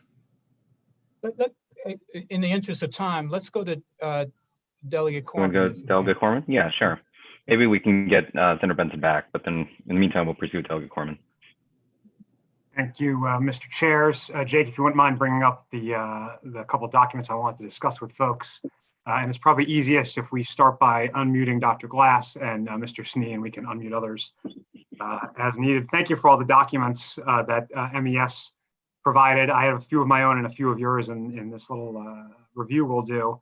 Dr. Glass, thanks for being here. I think the last time we were with each other was at Old Georgetown Road. We were installing a ghost bike for Jake Castle at your former gig at MDOT. And I just want you to know that MDOT came through in a big way on that, improving that stretch of roadway. You probably drive by there all the time. So yes, sir. Thanks for your work on that. Nice seeing you again. I'm going to wear my appropriations hat for a minute. It's another one of the committees I get to serve on. And I haven't heard from any of you much discussion about the fiscal environment we were in as this was all happening. And so, I think the analyst pretty well established, and Dr. Glass conceded, and I think the governor said in a press release earlier today that MES is a state agency. I understand that Mr. Mcgrath and perhaps Mr. Addison are confused on that point, but it's pretty well established as a state agency. Frankly, you wouldn't be here for this hearing if it wasn't a state agency. So I'm curious if any of you know Mr. Snee, Ms. Jackson, since you were on the board for a long service as well. What has MES done to support the state during prior budgetary crises like we're facing now, or really, nothing the size of what we're facing now, but how has MES contributed to the state of Maryland's bottom line in those circumstances? Does anybody have any familiarity with this issue? Yes, I do. Please go ahead, Mr. Snee. So in the prior downturns, Delegate, the state has asked for contributions from our unrestricted funds in order to help alleviate budget deficits that the state was facing. So it was done in several downturns. The amounts of which I don't remember, but they were significant. So that's how MES has helped the state through economic downturns. Right, and so the document on the screen here is from a Department of Legislative Services budget analysis during the last major economic downturn. I'm not sure if Mr. Gray wrote it himself, but someone in his position would have written this document. And if you see what's circled there, if someone can go ahead and read that for me. Mr. Snee, perhaps since you were still on the board at that time. Sure. MES participated in the fiscal 2009 furlough, and the estimated impact is $276,756 in lost income for MES and approximately $318,154 in savings to the state. Right. So in effect, MES transferred about $318,000, actually not much more than $250,000 to the state during the Great Recession. If we could switch to the next slide. So this is similar. I won't make you read it again, but it's the same basic concept of MES doing a give back to the state to help with the budget crisis we were facing during the Great Recession. At that point, the biggest budget crisis the state had faced since the Great Depression, but possibly a pittance compared to what we're facing today. If we go to the next slide. Dr. Glass, I know you are not Mr. Mcgrath, but you are the only executive director of MES we have here. So would you mind reading this quote from Mr. Mcgrath's Baltimore Sun op-ed from a few days ago? The decision to award my non-taxpayer funded severance was made nearly 3 months ago by the MES Board of Directors in mid-May, when the fiscal circumstances were certainly not the same as today.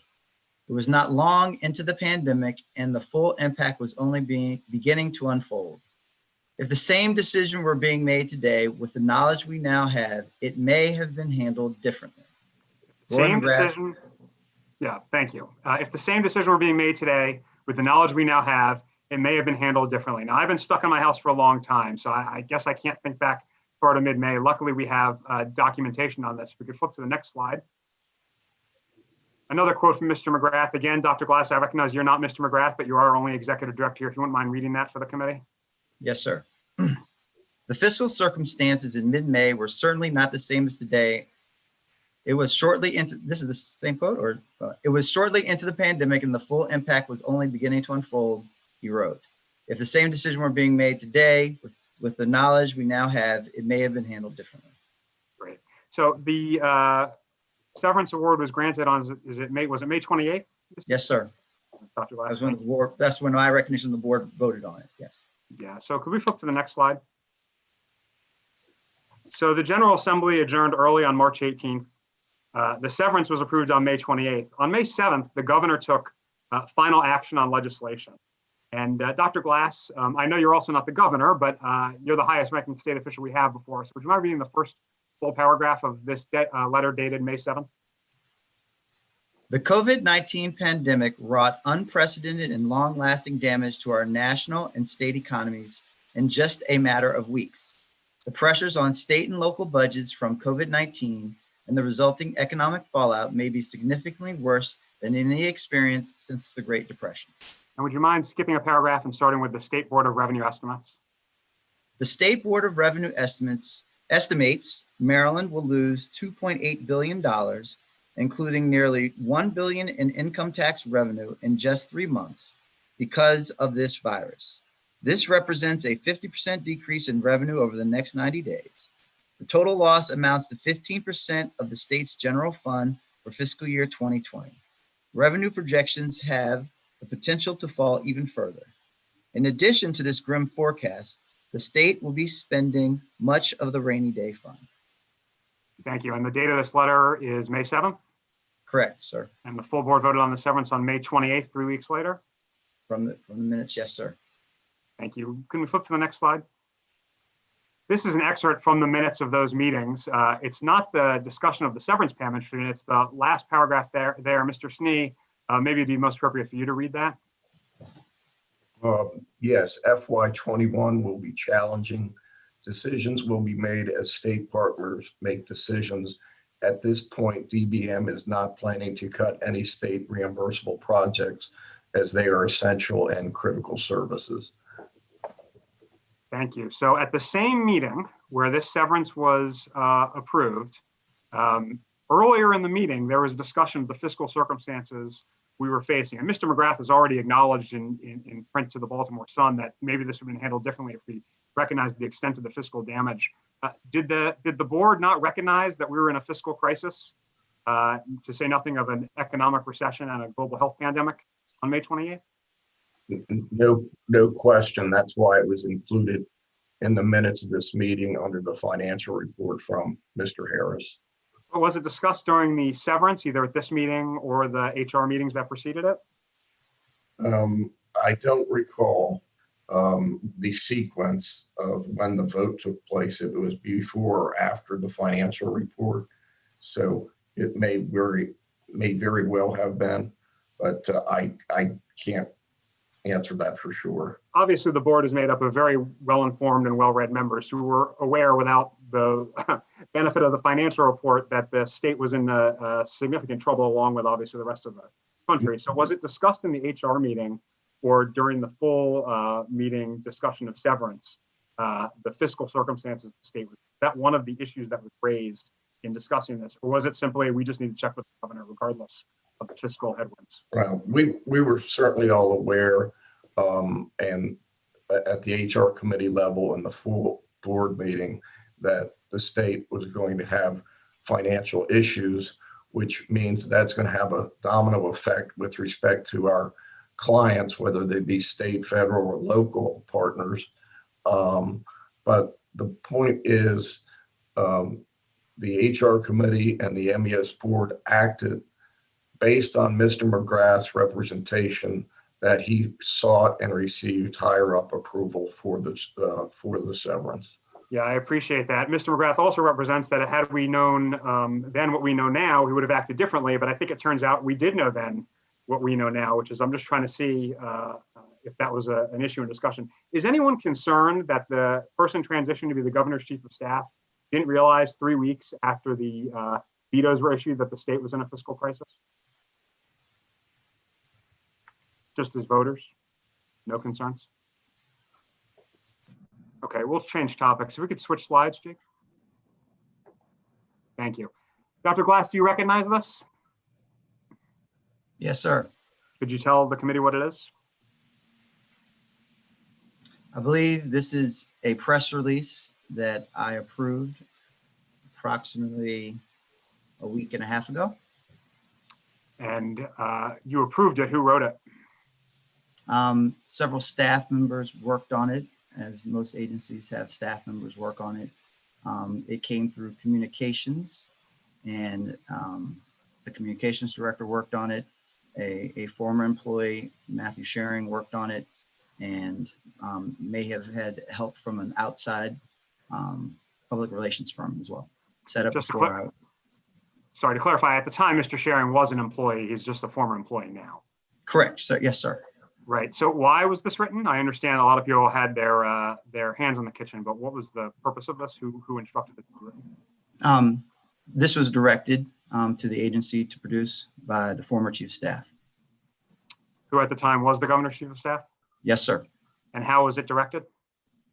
It was directed via phone calls on that Friday evening. To who?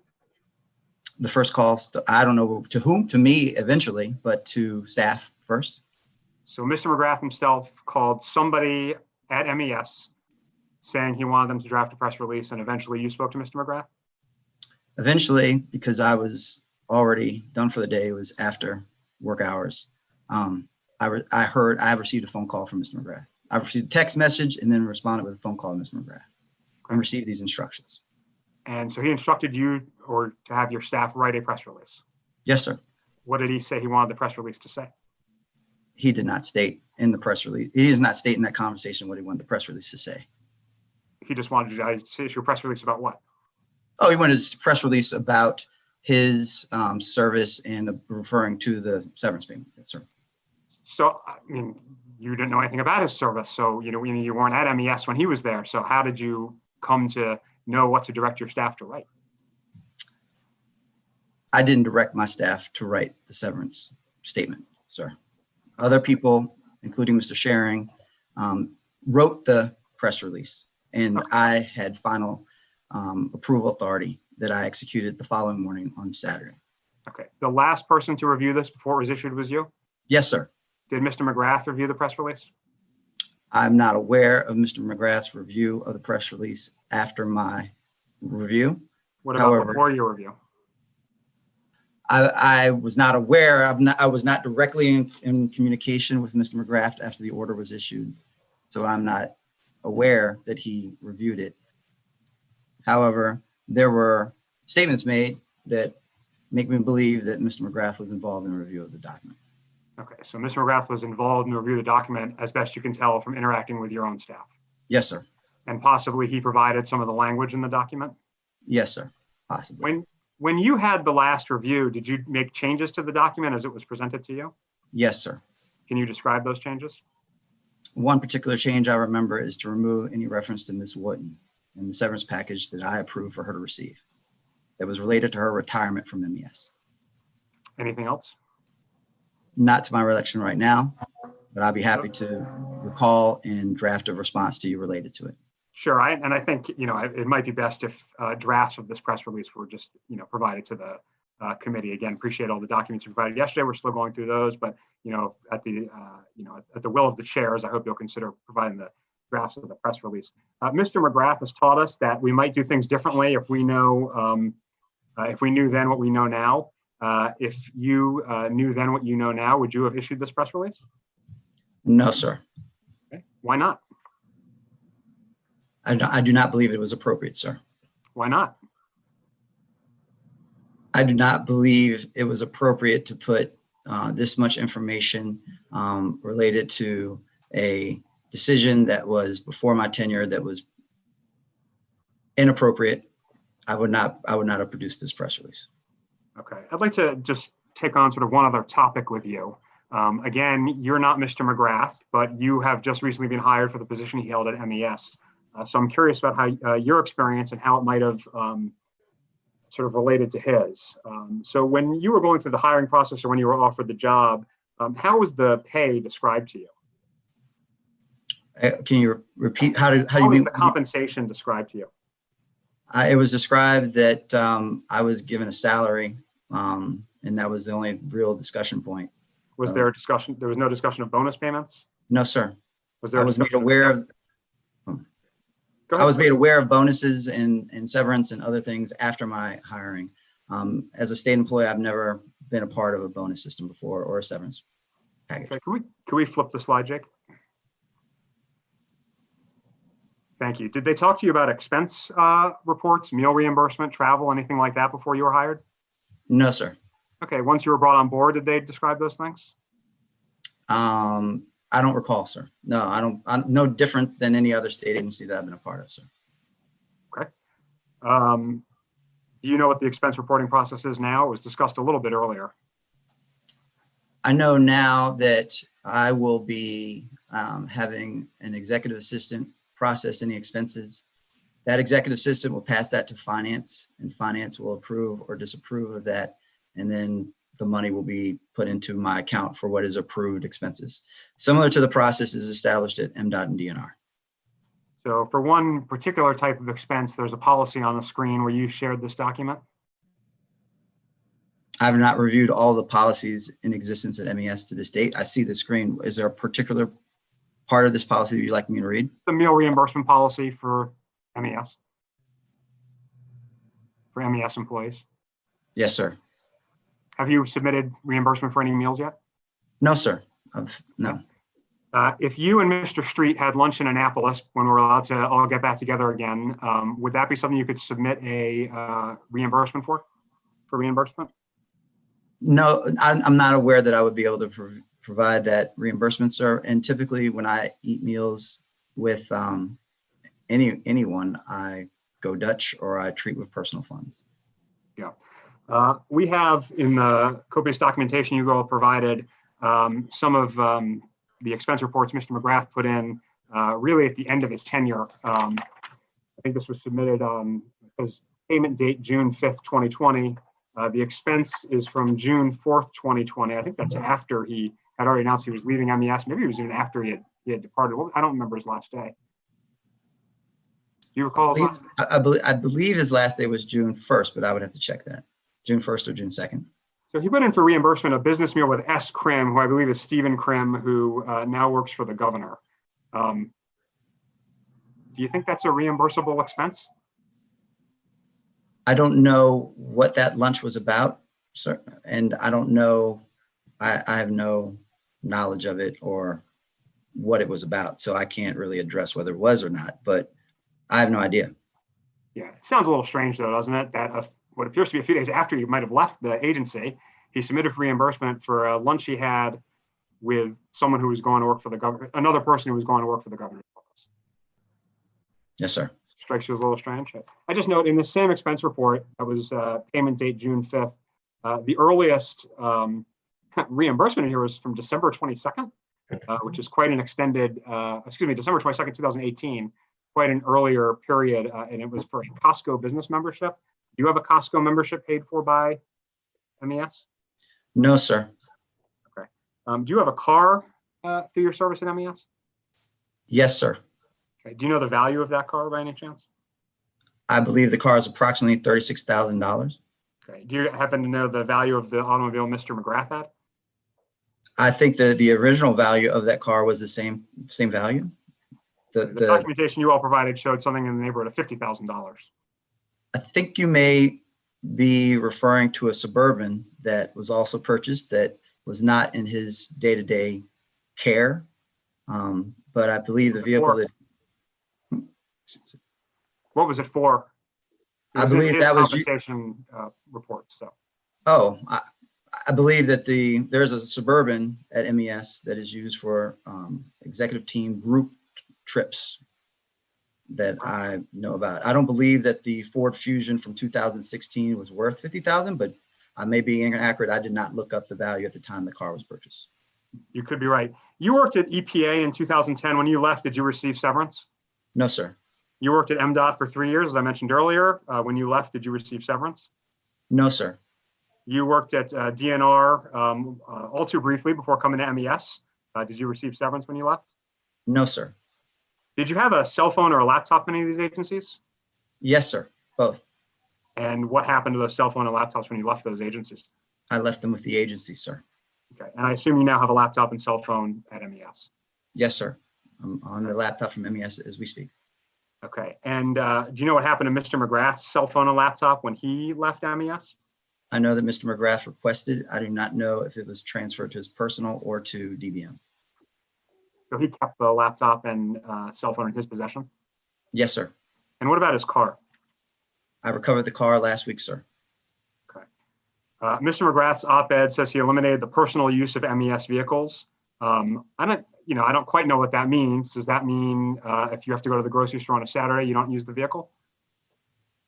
No state vehicles are allowed to be used for that purpose, sir. And do we know if Mr. Mcgrath acted consistent with that policy himself?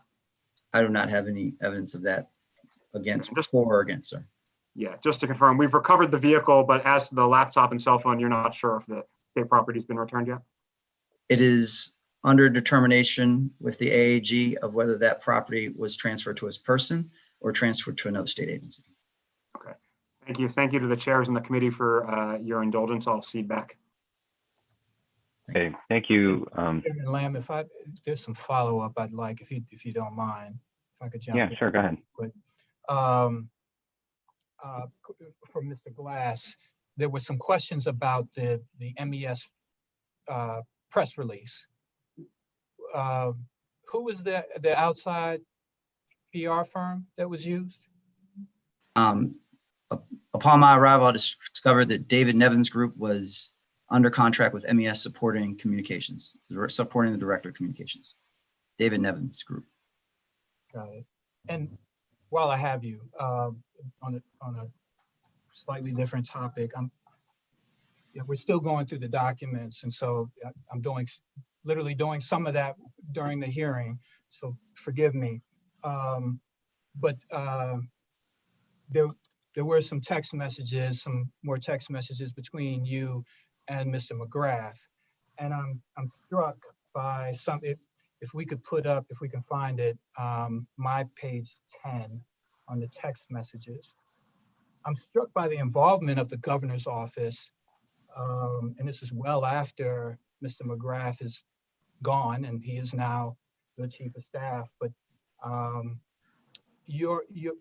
there was some friction, I'll say, between with the former deputy director, Ms. Woden, and you're running something by Mr. Mcgrath, a demand essentially from her. You're running that by Mr. Mcgrath. Is that correct? That is correct, sir.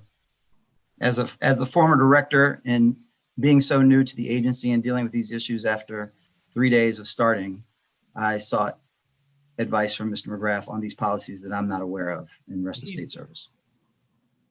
He's almost a month into his job as chief of staff to the governor, and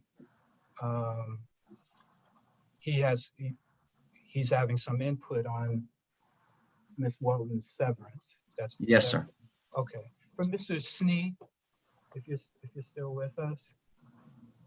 Yes, sir. So about 3 days later, and I'm looking at on the emails, my page 5, there's an email from Ms. Woden, Mr. Mcgrath's number 2, who at this point,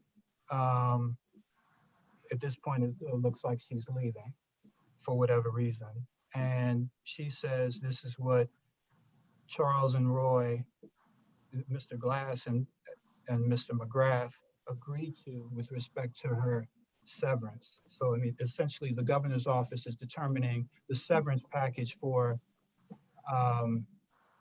the former deputy director. Is that what's going on here? It definitely appears that Mr. Mcgrath, who was the chief of staff, and Dr. Glass were, reviewing that jointly and considering Beth Woden's request. And I'll have you that we fast forward to the HR meeting in June and the full board meeting in June. That's exactly what she ended up getting, right? That's my understanding, yes. Yes, sir. I see you nodding, Mr. Okay, thank you, Mr. Glass. Thank you, Mr. Co-Chair. That's all I have right now. Thank you. Okay, thank you. We can proceed next to Senator Carter.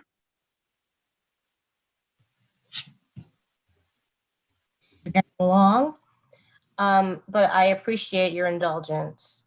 So I started way earlier saying that, and we've talked about it somewhat, but I still have a need for some clarity on this issue of the severance and of severance generally. And so Mr. Street, if you're still here, and Mr. Snee, and Mr. Harris, who have been around for a long time, you've said that you have operated with no policy on severance. However, you do recall, Mr. Street, you said that there was some type of a severance package for the prior director, Mr. Harkins, although the circumstances were different. And so my question is, how have you been able to calculate the severance for Mr. Harkin? And if you know of someone before that operating with no policy at all, what is your basis for formulating those decisions if you have no policy? You're asking me to start with. It was through discussions at that particular meeting where that was discussed. That was what, 4 years ago, 5 years ago, something like that. And I believe there was another severance way before. I've only been here 13 years, but way before my time. Mr. Sparkman, who I didn't know was executive director. I think there was some type of payment paid out to him at that point in time. So I think some of that was the basis of Mr. Harkins, but some of the other board members that were here at that time could possibly correct me if I'm wrong. I don't remember. I guess my question is, how are you able to operate and even have these discussions without having the very foundation of a policy from which to work? There was no policy, as you said, that I was aware of, but something that doesn't happen very often. It was Mr. Sparkman, and then the next one was Mr. Harkins. So it was on history of what had happened previously.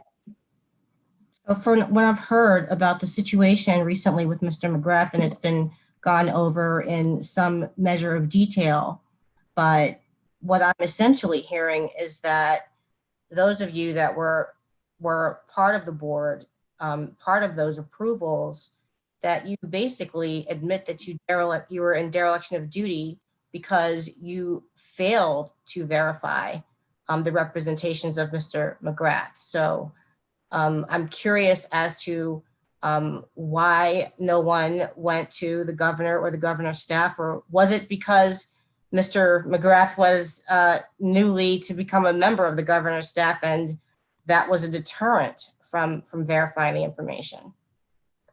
I think your last statement is probably pretty close to what exactly happened. And I think he was already a member of the governor's staff, but it was all this happened so fast. He gave us notice, and within a week or so, he was gone. But yes, that was what you just said last was probably the right answer. So if what you're saying, coupled with the governor's denial that he had approved this, you're basically saying that Mr. Mcgrath extorted that severance package from the board, from MES. I personally wouldn't use the word extorted, but yes. Would you say it was unauthorized? It was an unauthorized severance because you were operating under false information? Correct. If it's false information that he said.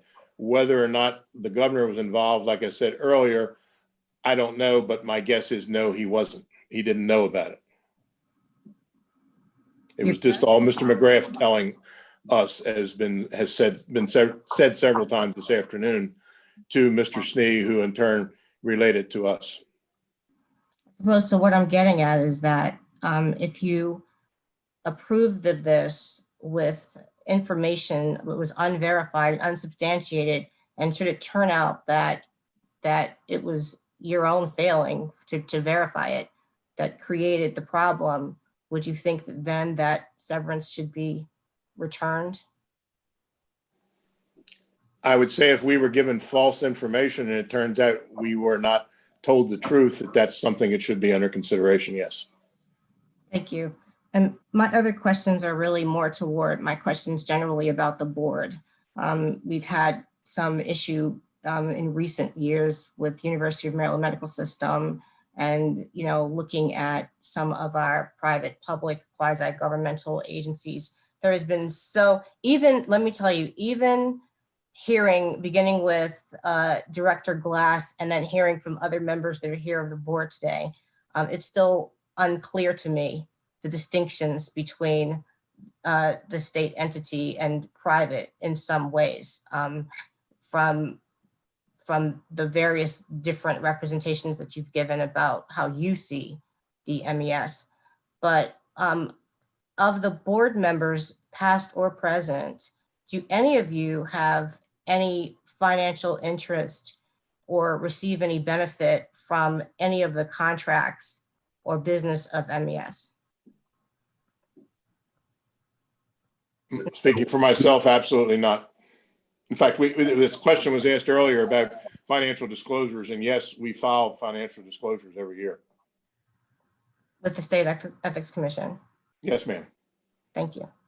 I do not either. I do not either.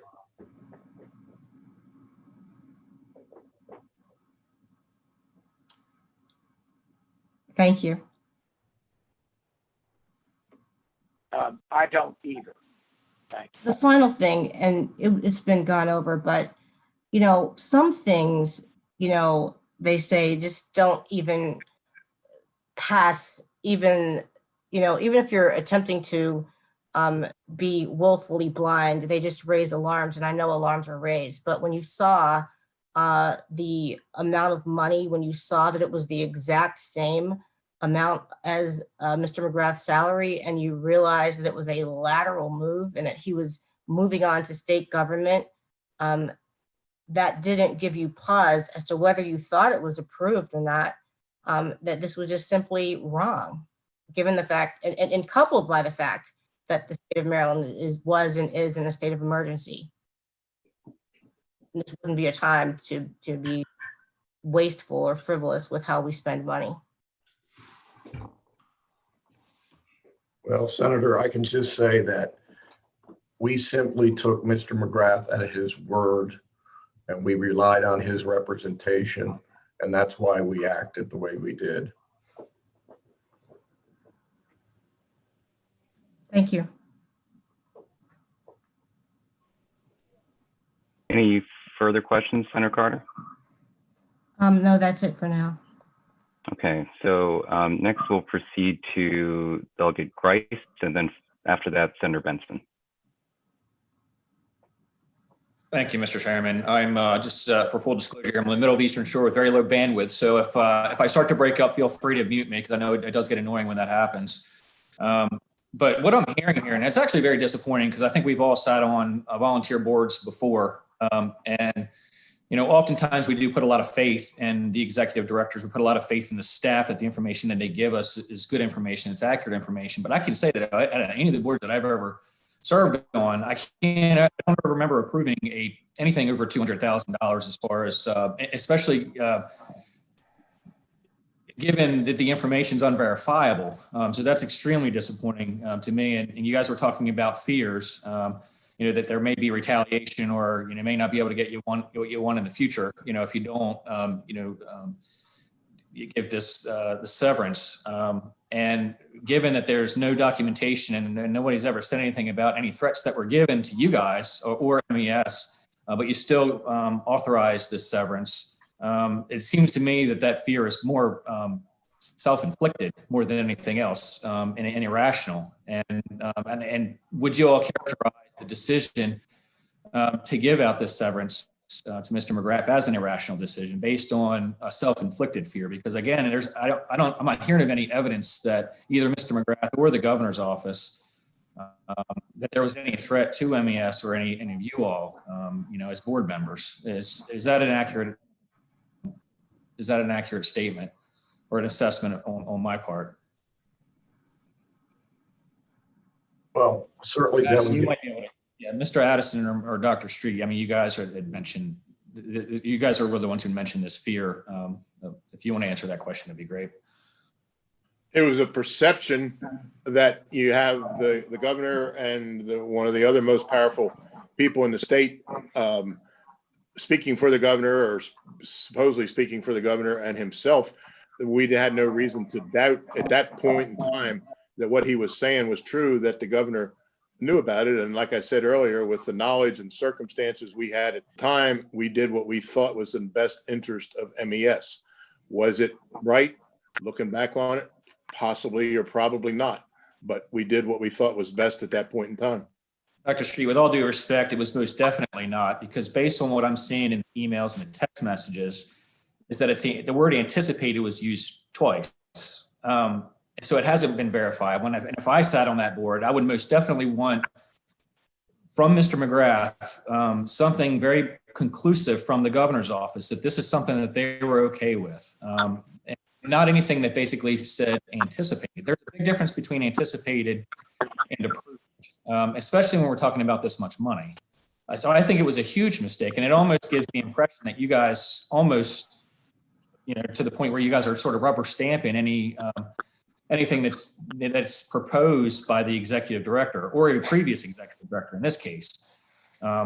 And my question for you guys too, in that with severance, in the cases where you have an at-will appointed position, a severance is there to protect that person for any termination or any separation that is that's unjustified, or one that's where they're terminated without cause. So you know what, it's not fitting anymore. You know what, we don't like their politics. We don't like the color of the socks they're wearing that day. So we're just going to let you go. In that case, then you would pay out that severance. In this case, and I think in other cases in the past with MES, from what I understand, when they leave at their own will, you guys are still offering a severance, which that doesn't make sense. I don't know of any other organization that does that. So was that question ever asked in any of these board meetings when you all made this decision? Say, hey, you know what?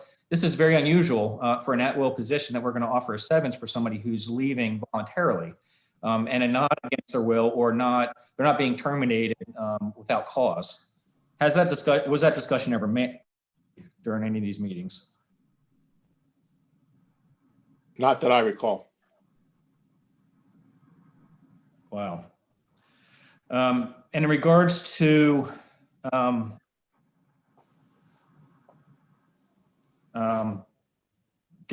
you guys, when you approved it, did you go down the list and look at these expenses before you approved them? Which expenses are you referring to? I'm referring to, I believe it was $5,000, I think, or whatever the amount that we paid to Mr. Mcgrath in regards to the 18 months of expenses that was accumulated.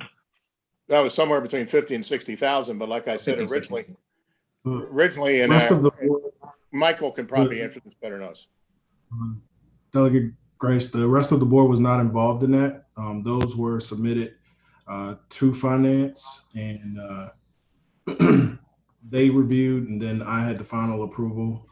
And just to let you understand, some of how this transpired, the expenses were submitted somewhere around June 2nd or 3rd, maybe even 4th, after contacting Mr. Mcgrath, telling him we needed his expenses in order to close out. These expenses were submitted probably 8 or 9 o'clock that Thursday. I did let Ms. Hoyton know that the expenses were being submitted because she was my supervisor at the time. So the board did not approve this. Previous year's expenses were never approved by the board either.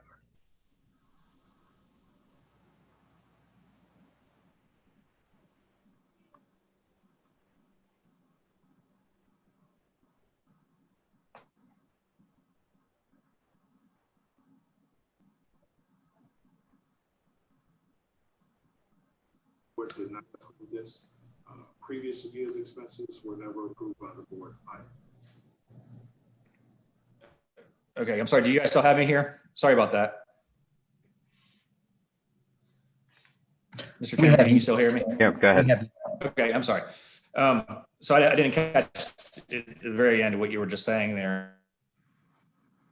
Okay, I stated that previous expenses from prior years were not approved by the board either. They were all submitted to finance with the Workday system. This is a new process, so they're first run through finance, and then I have the final approval. I did a cursory review. I didn't, have the amount of time to exactly go through 250 plus lines of expenses. So I wanted to make sure that, we got this done in order to not hold up payroll for 700 plus employees and to close him out of the system. Okay, and I believe there were 2 international trips that were reimbursed. Is that correct? Are you guys aware of that? One to Italy and the other to Israel? Yes.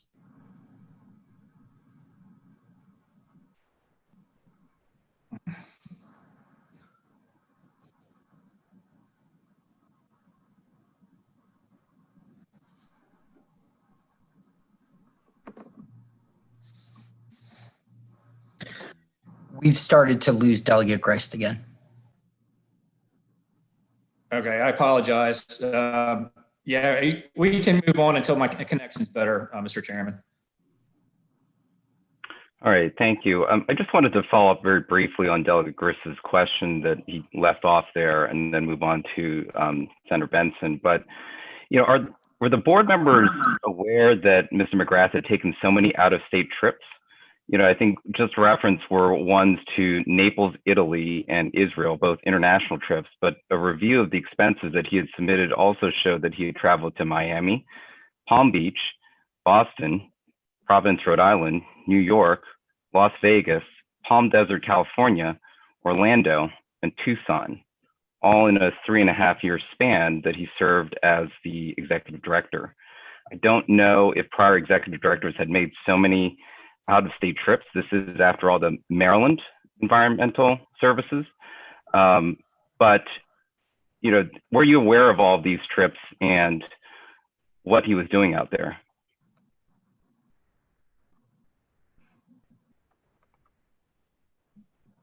Maybe we could have Mr. Addison, and maybe if Ms. Jenkins could also speak as the audit chair. Maybe it'd be best if I defer first. I think, no, absolutely not. Absolutely not. The first hint of this is like a week ago. I didn't know any of this stuff. That's all I have to add. Ms. Jenkins, were you aware of this? Senator Lamb, no, I was not aware of all of the trips. I was aware of maybe one to Israel and perhaps 1 or 2 other conferences that he may have attended that were related to environmental or sustainable issues, but certainly not to the level that we wound up discovering when the expenses were made available. He also made a trip to the Disney Leadership Institute, right? And then he also had an expense where he stayed overnight in Annapolis, where he lives in Waldorf.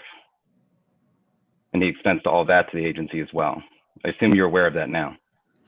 Yes, when we became aware of these expenses that were questionable, we actually have asked our outside auditors, RSM, to conduct an audit of all of the expenses and also provided the appropriate policies and procedures so that they could see if they were within it. Right now, the review is still going on, but we anticipate that we will be getting a report from our outside auditors, hopefully very soon. Okay, I have some more questions about the audit, but I'm going to hold so that we can hold till the end so that we can move on to Senator Benson. Very well. Senator Benson, go ahead.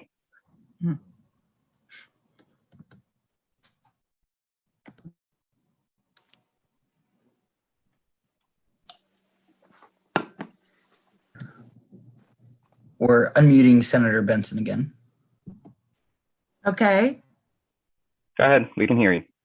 Can you hear me? Go ahead. About that? We can hear you, Senator.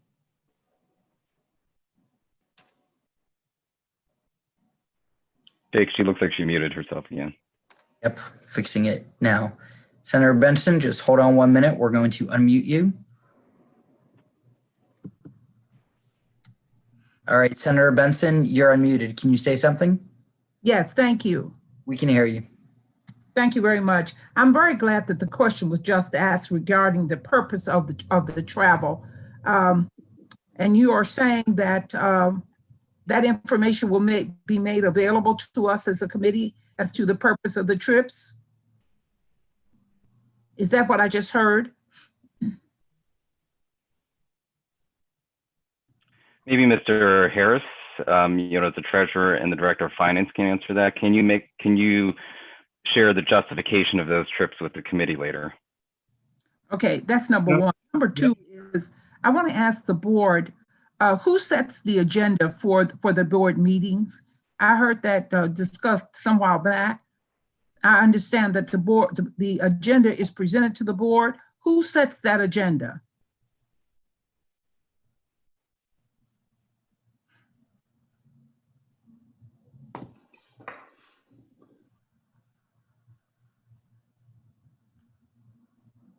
Does anyone have the answer to that question? Mr. Glass, Dr. Glass, go ahead. You're raising your hand. In these 2 months, staff draft the agenda for the board, and it's reviewed by the director, the acting director, in my case, and it's reviewed by internal staff. We have a pre-board meeting, and we take that agenda that is a standard layout to the board members, and we resend it to them beforehand, and they can comment. And it hasn't happened yet in my 3 meetings, but they can comment and we can adjust. And we have standard sections like old business and new business, along with a lot of our procurements and updates on a monthly basis. Okay, is the reimbursement for tuition, is that a standard practice? I believe it is, ma'am. Yes, it is a standard practice for MES. And the reason, why is that? Well, all MES employees are reimbursed tuition when they go through and take classes at a college or university. Now, the last question, were you aware, Mr. Harris, of the fact that the reimbursement for mileage was within 5 days of the travel, as opposed to the mileage being accumulated to be paid in one lump sum? Were you, I mean, that's a policy.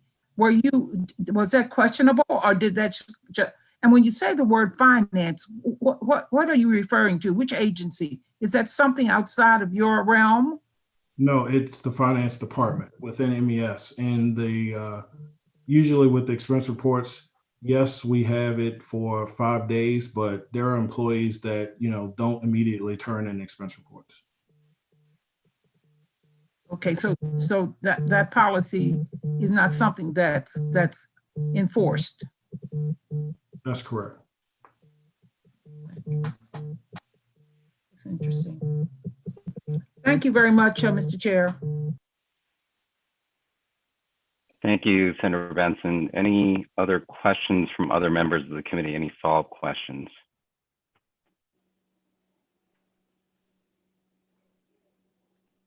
I don't see any.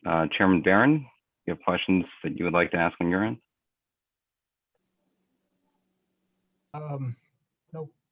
No questions. I mean, we're still going through documents. Maybe some final comments between the two of us.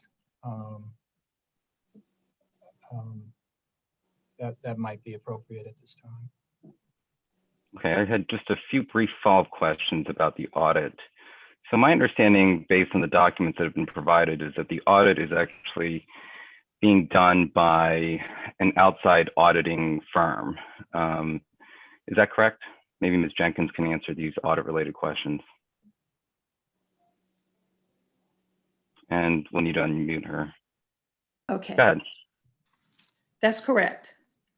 We have an engagement letter to memorialize the scope of the review. And not only did we ask for Mr. Mcgrath's expenses to be reviewed, we asked that all of the managing directors, this was a collaborative thought with Dr. Glass and Michael Harris, that we should look not only at the former director, but all of the executive or managing directors for the past fiscal year to see if they were in line with the policy procedures that are established.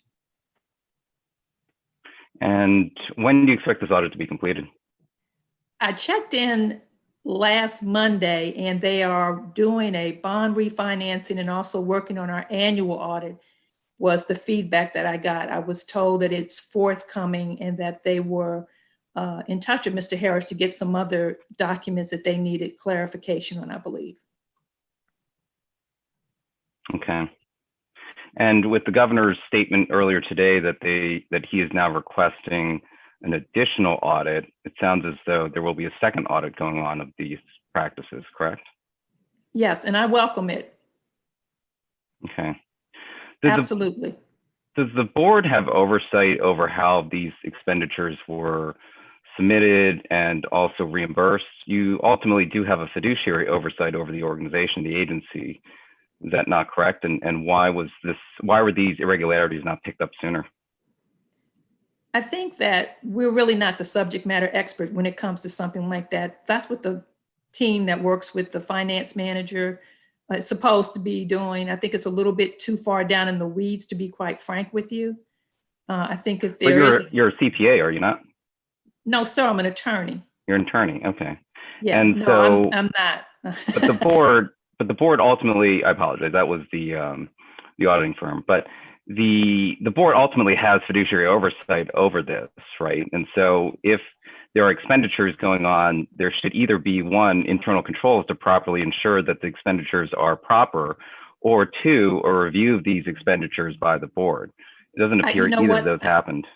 I definitely agree with you. And I think that more to the point that Dr. Glass has taken the initiative to hire an internal audit to keep an eye on these things, because there should be a separation of duty and checks and balances so that we can make sure that everything is appropriate and within the, the policies and procedures that are in place for reimbursement of meals and travel and training and those kinds of things. I don't disagree with you. I'm just suggesting that something of that nature probably would not come before the board. Okay. It is now, because it's been pointed out to us, and we swiftly took action to bring on our independent auditors to do and conduct a review of it. So we're anxiously awaiting their report. Okay. There have been multiple instances where there have been board members who cited this executive incentive payment program, or the BEST program. Were you aware that the executive incentive payments made to executive staff appear to jump significantly from fiscal year 17 to 18? When you look at those records, for example, Mr. Mcgrath in his first fiscal year there, which I guess is fiscal year 17, had an incentive payment of $30,000. This would be a bonus. In the next fiscal year, it was $43,000, a jump of $13,000 in one single fiscal year. Ms. Walton also experienced a significant jump, as did the other managing directors as part of this program. Can the board respond to why that occurred? Maybe Ms. Jenkins and then Mr. Harris. I think I would like to defer to Mr. Harris, because there is a formula that is looked at in terms of how the money is actually decided.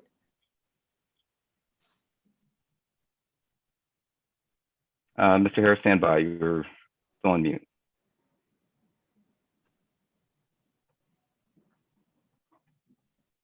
A partial reason for the increase in the executive incentive, it revolves around salary. The executive incentive is a portion of the salary. So if that said employee received a increase, that next executive incentive was based on the increased salary.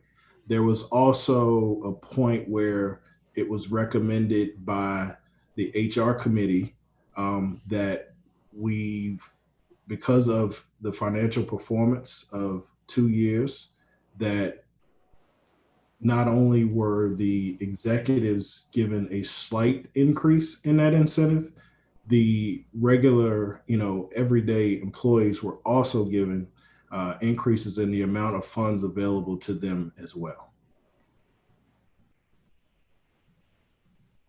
Okay, thank you for that explanation. Let me wrap just by coming full circle and just touching on the board structure again, because I think if there's potential need for legislation to address how this board is structured, it's something that we're going to be examining for the next legislative session. It appears that the executive director does have, control, so to speak, those were, your own words, over quite a few of these board positions. It appears that 4 of the 9 positions, because it's inclusive of the executive director yourself, are controlled, so to speak, by the executive director. including subordinates, right? And so the deputy director who reports to the director is also a board member. In this instance, may even have a conflict of interest to approve of a severance package because whoever's in that position could potentially become the director themselves, right? And so what are your recommendations?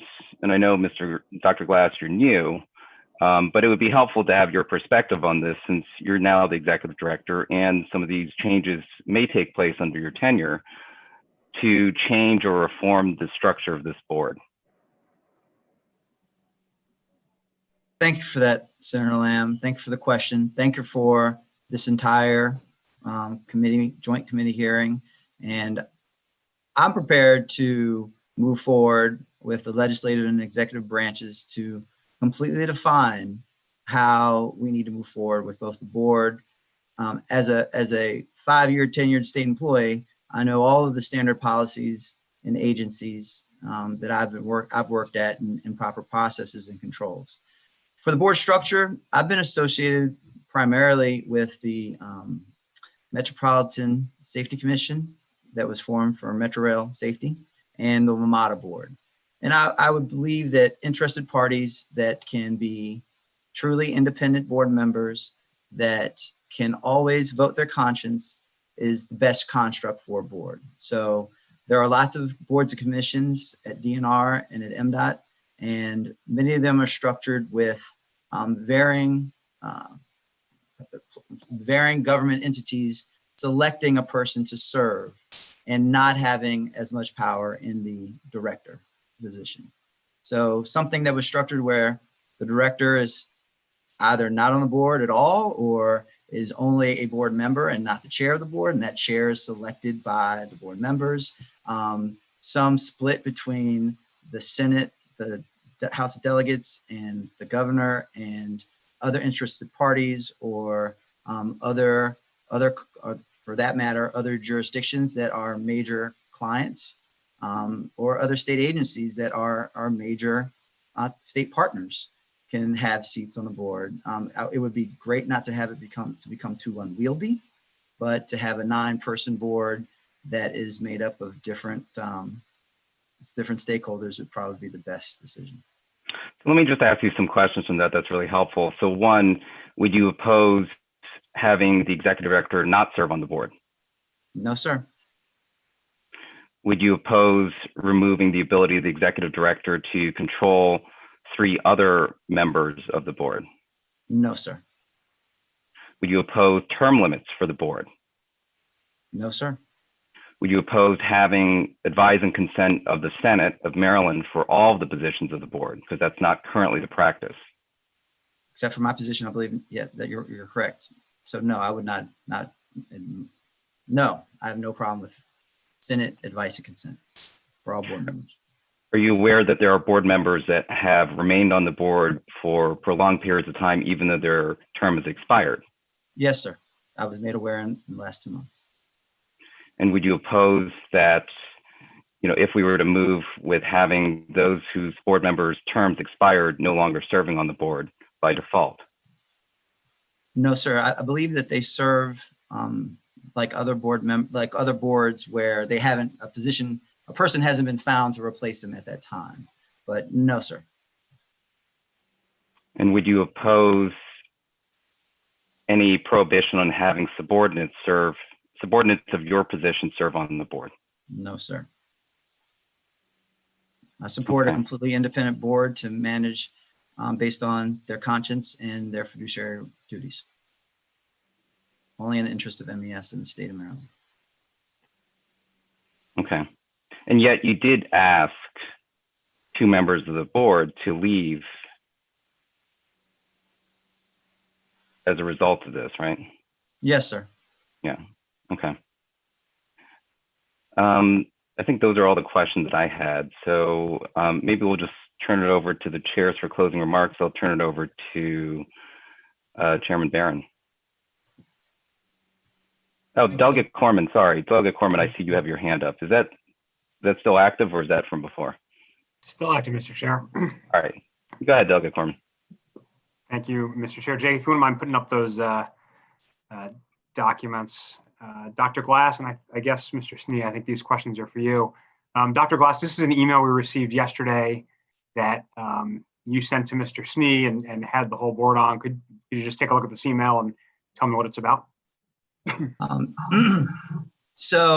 After the board meeting in July, there were several requests of the board members that I stated in that board meeting that I would follow up on. As myself and other staff members were collecting all of that information and not complete with that collection and not complete with executing all of the decisions, which are some of the decisions in my opening statement, Mr. Snee was requesting / directing me as the chair to hold a meeting. I politely disagreed with the need to meet. I was still working on the collection of documents to share and for information, including the hiring of an internal auditor, including coordinating with the audit committee to request a financial compliance audit. And I was trying to get through all of that information and send it to the entire board when it was ready. In approximately 2 weeks, all of those decisions, all of those actions were taken from the prior board meeting, and I sent all of the information to the entire board. After I submitted all that information to the entire board, there were no other questions related to having an advanced meeting. Thank you. We have the emails, but thank you for the request to have a meeting today at 1 p.m. Do you just recall roughly when the request for the meeting was sent? I believe, well, this is saying the message was sent at 10:31. That's the message you sent. That's a Friday. In addition, I was actually on vacation at this time, Delegate Corman. But that evening, I believe the email was submitted the day before, in the evening, 9 o'clock at night or so, a request to have the meeting. Right. But there were a couple of times for these requests, but I believe that's the recollection of the 2 different times Mr. Snee requested us to have an emergency meeting on the board. Yeah. So the night before, he asked for a meeting at 1 o'clock the next day. Yes, sir. Okay. I mean, it's a little unusual. I mean, maybe if he wants to have a meeting with you at 1 o'clock the next day, you might say you're free at 1. But to hold a formal board meeting on, less than 24 hours notice strikes me as odd. And as for the boards that I've participated in and even been in voluntary organizations, nothing like this has ever happened. I expressed that to him in this email. Great. And in your third full paragraph here, you say that every issue that was brought up is being addressed. Every single issue that, I'm sorry. Every issue that was brought up at the last board meeting is being addressed. What were the issues? The issues that were brought up were related to the email that Ms. Wooten, I believe is the pronunciation of her last name, sent to the board members related to a whistleblower complaint that she was made aware of while she was acting director. So those issues that relate to the expenses that have been addressed in this committee, this hearing, were all presented to me at that time. And actually, because of phishing, the members of the board that are MES employees did not receive it until the day of that board meeting, because of phishing protections related to the name of the first initial and last name of a MES employee will be protected from phishing. So, but when I was made aware of all of these issues and discussed in the board meeting, I committed to the board to follow up on all the issues related to travel expenses and other issues like the car and any other issues that were brought to my attention, and I immediately took action. Actions that I've described in the opening statement. Jake, would you mind flipping slides? Thank you. So the top email is Mr. Snee's response to where he requests some information. Was this information all sent out? Yes, sir. Great. And was this information, as far as you know, all submitted to the joint committee? Yes, sir. Okay. And then the email below that, these are just excerpts. I hope you'll forgive me. I just put, these are not formal documents. I just took excerpts from what you sent. The next email below that was Thursday, August 6th. And in it, Mr. Snee is, asking again for a meeting and cites the fiduciary responsibility to MES in the state of Maryland. The audit committee needs to meet and act immediately. Please advise. When was the audit committee meeting held in response to this email? I don't believe because I believe in the following week or so, I presented all the information that was requested. I don't believe the audit committee has met again because the audit chair and I and Mr. Harris were all working to execute all of the requests. Once those requests were executed, Mr. Snee never asked for another meeting. We were 2 weeks out from the meeting we just had, so he didn't ask for another meeting after we met all of his requests. Thank you, Dr. Glass. Mr. Snee, you expressed concern about the fiduciary responsibility that you have to MES in the state of Maryland. Do you feel like you've fulfilled that fiduciary responsibility based on everything we've discussed today? I do. The request for that meeting that Dr. Glass just referred to was prompted by Ms. Wotan's email, wherein the board for the first time learned of these expenses and the payments of those expenses. So I thought it was incumbent upon the board to review that matter as soon as possible. As Dr. Glass indicated, he and the staff put together an extensive document list that were provided to the board, and all board members have now had an opportunity to review them, as will the audit committee under Ms. Jackson Jenkins' leadership.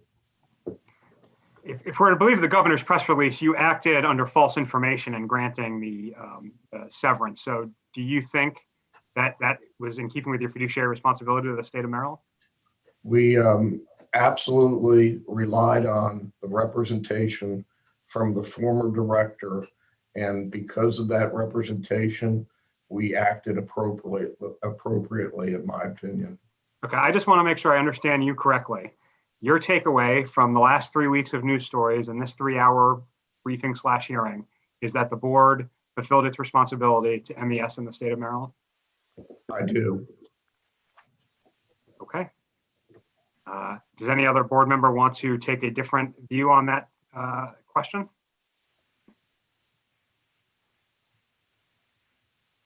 Okay.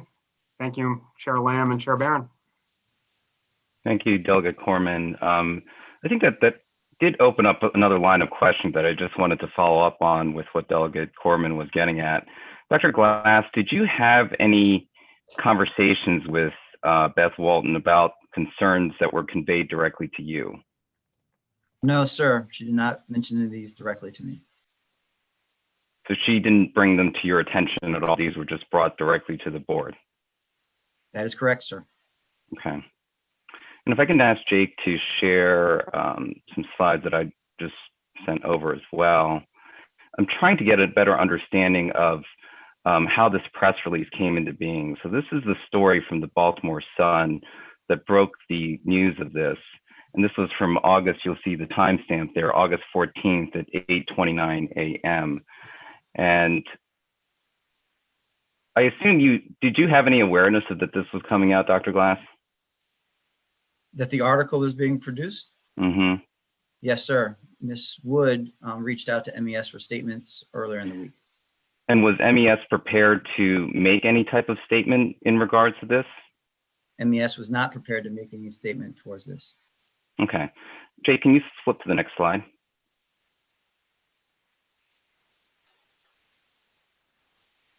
And if you can enlarge it a little bit. So at the very bottom there, this is a text message from, I believe, from Ms. Mcgrath to you, Dr. Glass. Is that not correct? Yes, sir. And what does it say there at the bottom? And the timestamp. Hi, Charles. Can you talk? Time sensitive. Thanks. And that was sent later that evening, apparently at 6:14 p.m. Is that correct? Yes, sir. And did he instruct you at that point to put together a press release or to respond to that article? I returned his phone call and he addressed that issue at that time and requested that. Yes, sir. Okay, so even though he was no longer a current employee of MES, you decided to comply with this, perhaps, and why is that? He was the chief of staff, sir. So he was the chief of staff to the governor, and this was the request that came from the second floor. This is the request that came from Roy Mcgrath as chief of staff. To the governor. For the governor. Okay. If it was entirely up to your decision, you would not have put out a statement. No, just sir. to be clear. Okay. No, sir. Okay. No further questions on my end. I guess if there are no, let me just run through the committee real quick. I don't see any questions from any members of the committee. Seeing none, maybe I can turn it over to Chairman Barron for just closing remarks. Thank you, Chairman Lamb. I like this committee, but every time this committee is meeting like this, it means that the public trust is broken, further broken. And this committee has had too many credible calls to meet recently, and to the point where, you know, some might arguably say is that there's a pattern developed here. When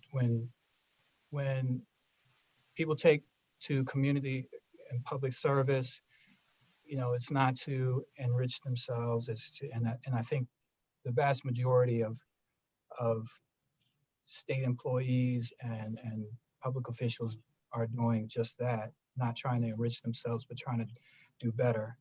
And I believe that everybody who responded to us today and are here today is trying to do that. But something's clearly broken. And I appreciate the governor's call for reform of MES, but maybe we should consider reform of the political appointments system and process. You know, we're still reading the documents. We're still, you know, gathering evidence and fact finding here. But I think there's at least four takeaways so far that I think we have. MES is a state agency. We heard from the analyst. We heard from you, Mr. Glass, others. It's nearly unrebutted that it's a state agency and you are a state official. The governor and the MES director, Mr. Mcgrath, when he was in the governor's office, and director of MES, and even you, have full control of this board, of MES's board. And not just that, but you actively seek to bend the board to your will.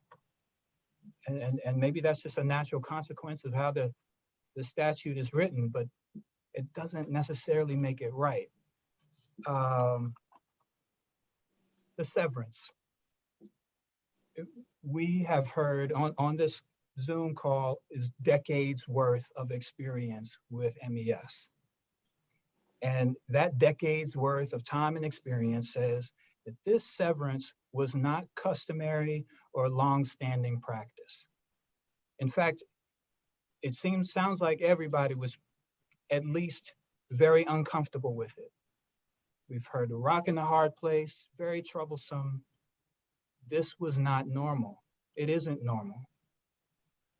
The context in which this happened. We are still in, and we were in then, a global pandemic. An economic crisis beyond all others probably at this point. Joe Public knows that. We all know that. I can't believe that Mr. Mcgrath wouldn't know and understand that. Just by being alive right now in the middle of it, let alone he was a key member of the governor's COVID task force. So he should know it more so than anybody. So, you know, we're still gathering evidence. We still have more to, and hopefully, you know, it would have been nice to have Mr. Mcgrath here. It would have been nice to have the former deputy director. Perhaps, you know, they'll have a change of heart. We'll have them in. But there's a lot more questions that need to be answered. The governor's press release earlier today versus Mr. Mcgrath's statements and representations publicly and to the board, both can't be true. Both can't be true. So, you know, we're going to keep working. The Joint Committee and I, we again, we really appreciate you, Mr. Glass, and the officers and directors and former director of MES. I want to say we appreciate the employees of MES and the work that you all do. And we know that what's happening with what has happened with the leadership is not reflective of the hard work that you all do. So I'll leave it there. And thank you, Mr. Chairman. Thank you, Chairman Barron. I just want to echo his remarks that, we do want to thank all of the hardworking folks at Maryland Environmental Services for their continued efforts. This is, again, not in any way to denigrate the work that's being done by the employees in the agency itself. I do want to thank the members of the committee for coming together for this very important hearing, and appreciate all of the board members and former board members for showing up, as well as Dr. Glass, for your candor in answering these questions. I think there are a lot of outstanding questions that remain for Mr. Mcgrath. Unfortunately, he is not here to respond to them. As Chairman Barron pointed out, it is concerning that the options are either Mr. Mcgrath misled the entire board of directors, or the statement that was released by the governor earlier this afternoon was inaccurate. And so these are very serious allegations. I think it's the intention of this committee to get to the bottom of this. And there are other concerns too, whether it's the structure of the board that we heard a lot about, that we'll be taking a closer look at and studying for the upcoming legislative session, as well as the documents that have been provided to date. There have been hundreds of pages of documents that have been provided to this committee, and want to thank the members of the committee for reviewing these on very short notice. We're certain there's probably more to come because we've only been able to get through parts of this. But as we investigate further, there will be no doubt further questions that we will probably turn back to this panel for responses to, and hopefully to Mr. Mcgrath as well. There are certainly some concerning expenses that were brought up from Mr. Mcgrath's past travel and other purchases that raise questions that I think we want to ask as well.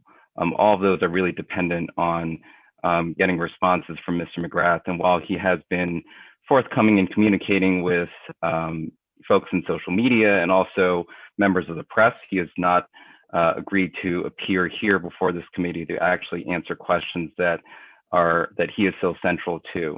And so we hope to be able to have an opportunity to speak to him in the future.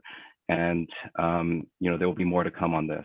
With that, we're going to go ahead and close this joint committee hearing. Thank you all for attending, and stay safe.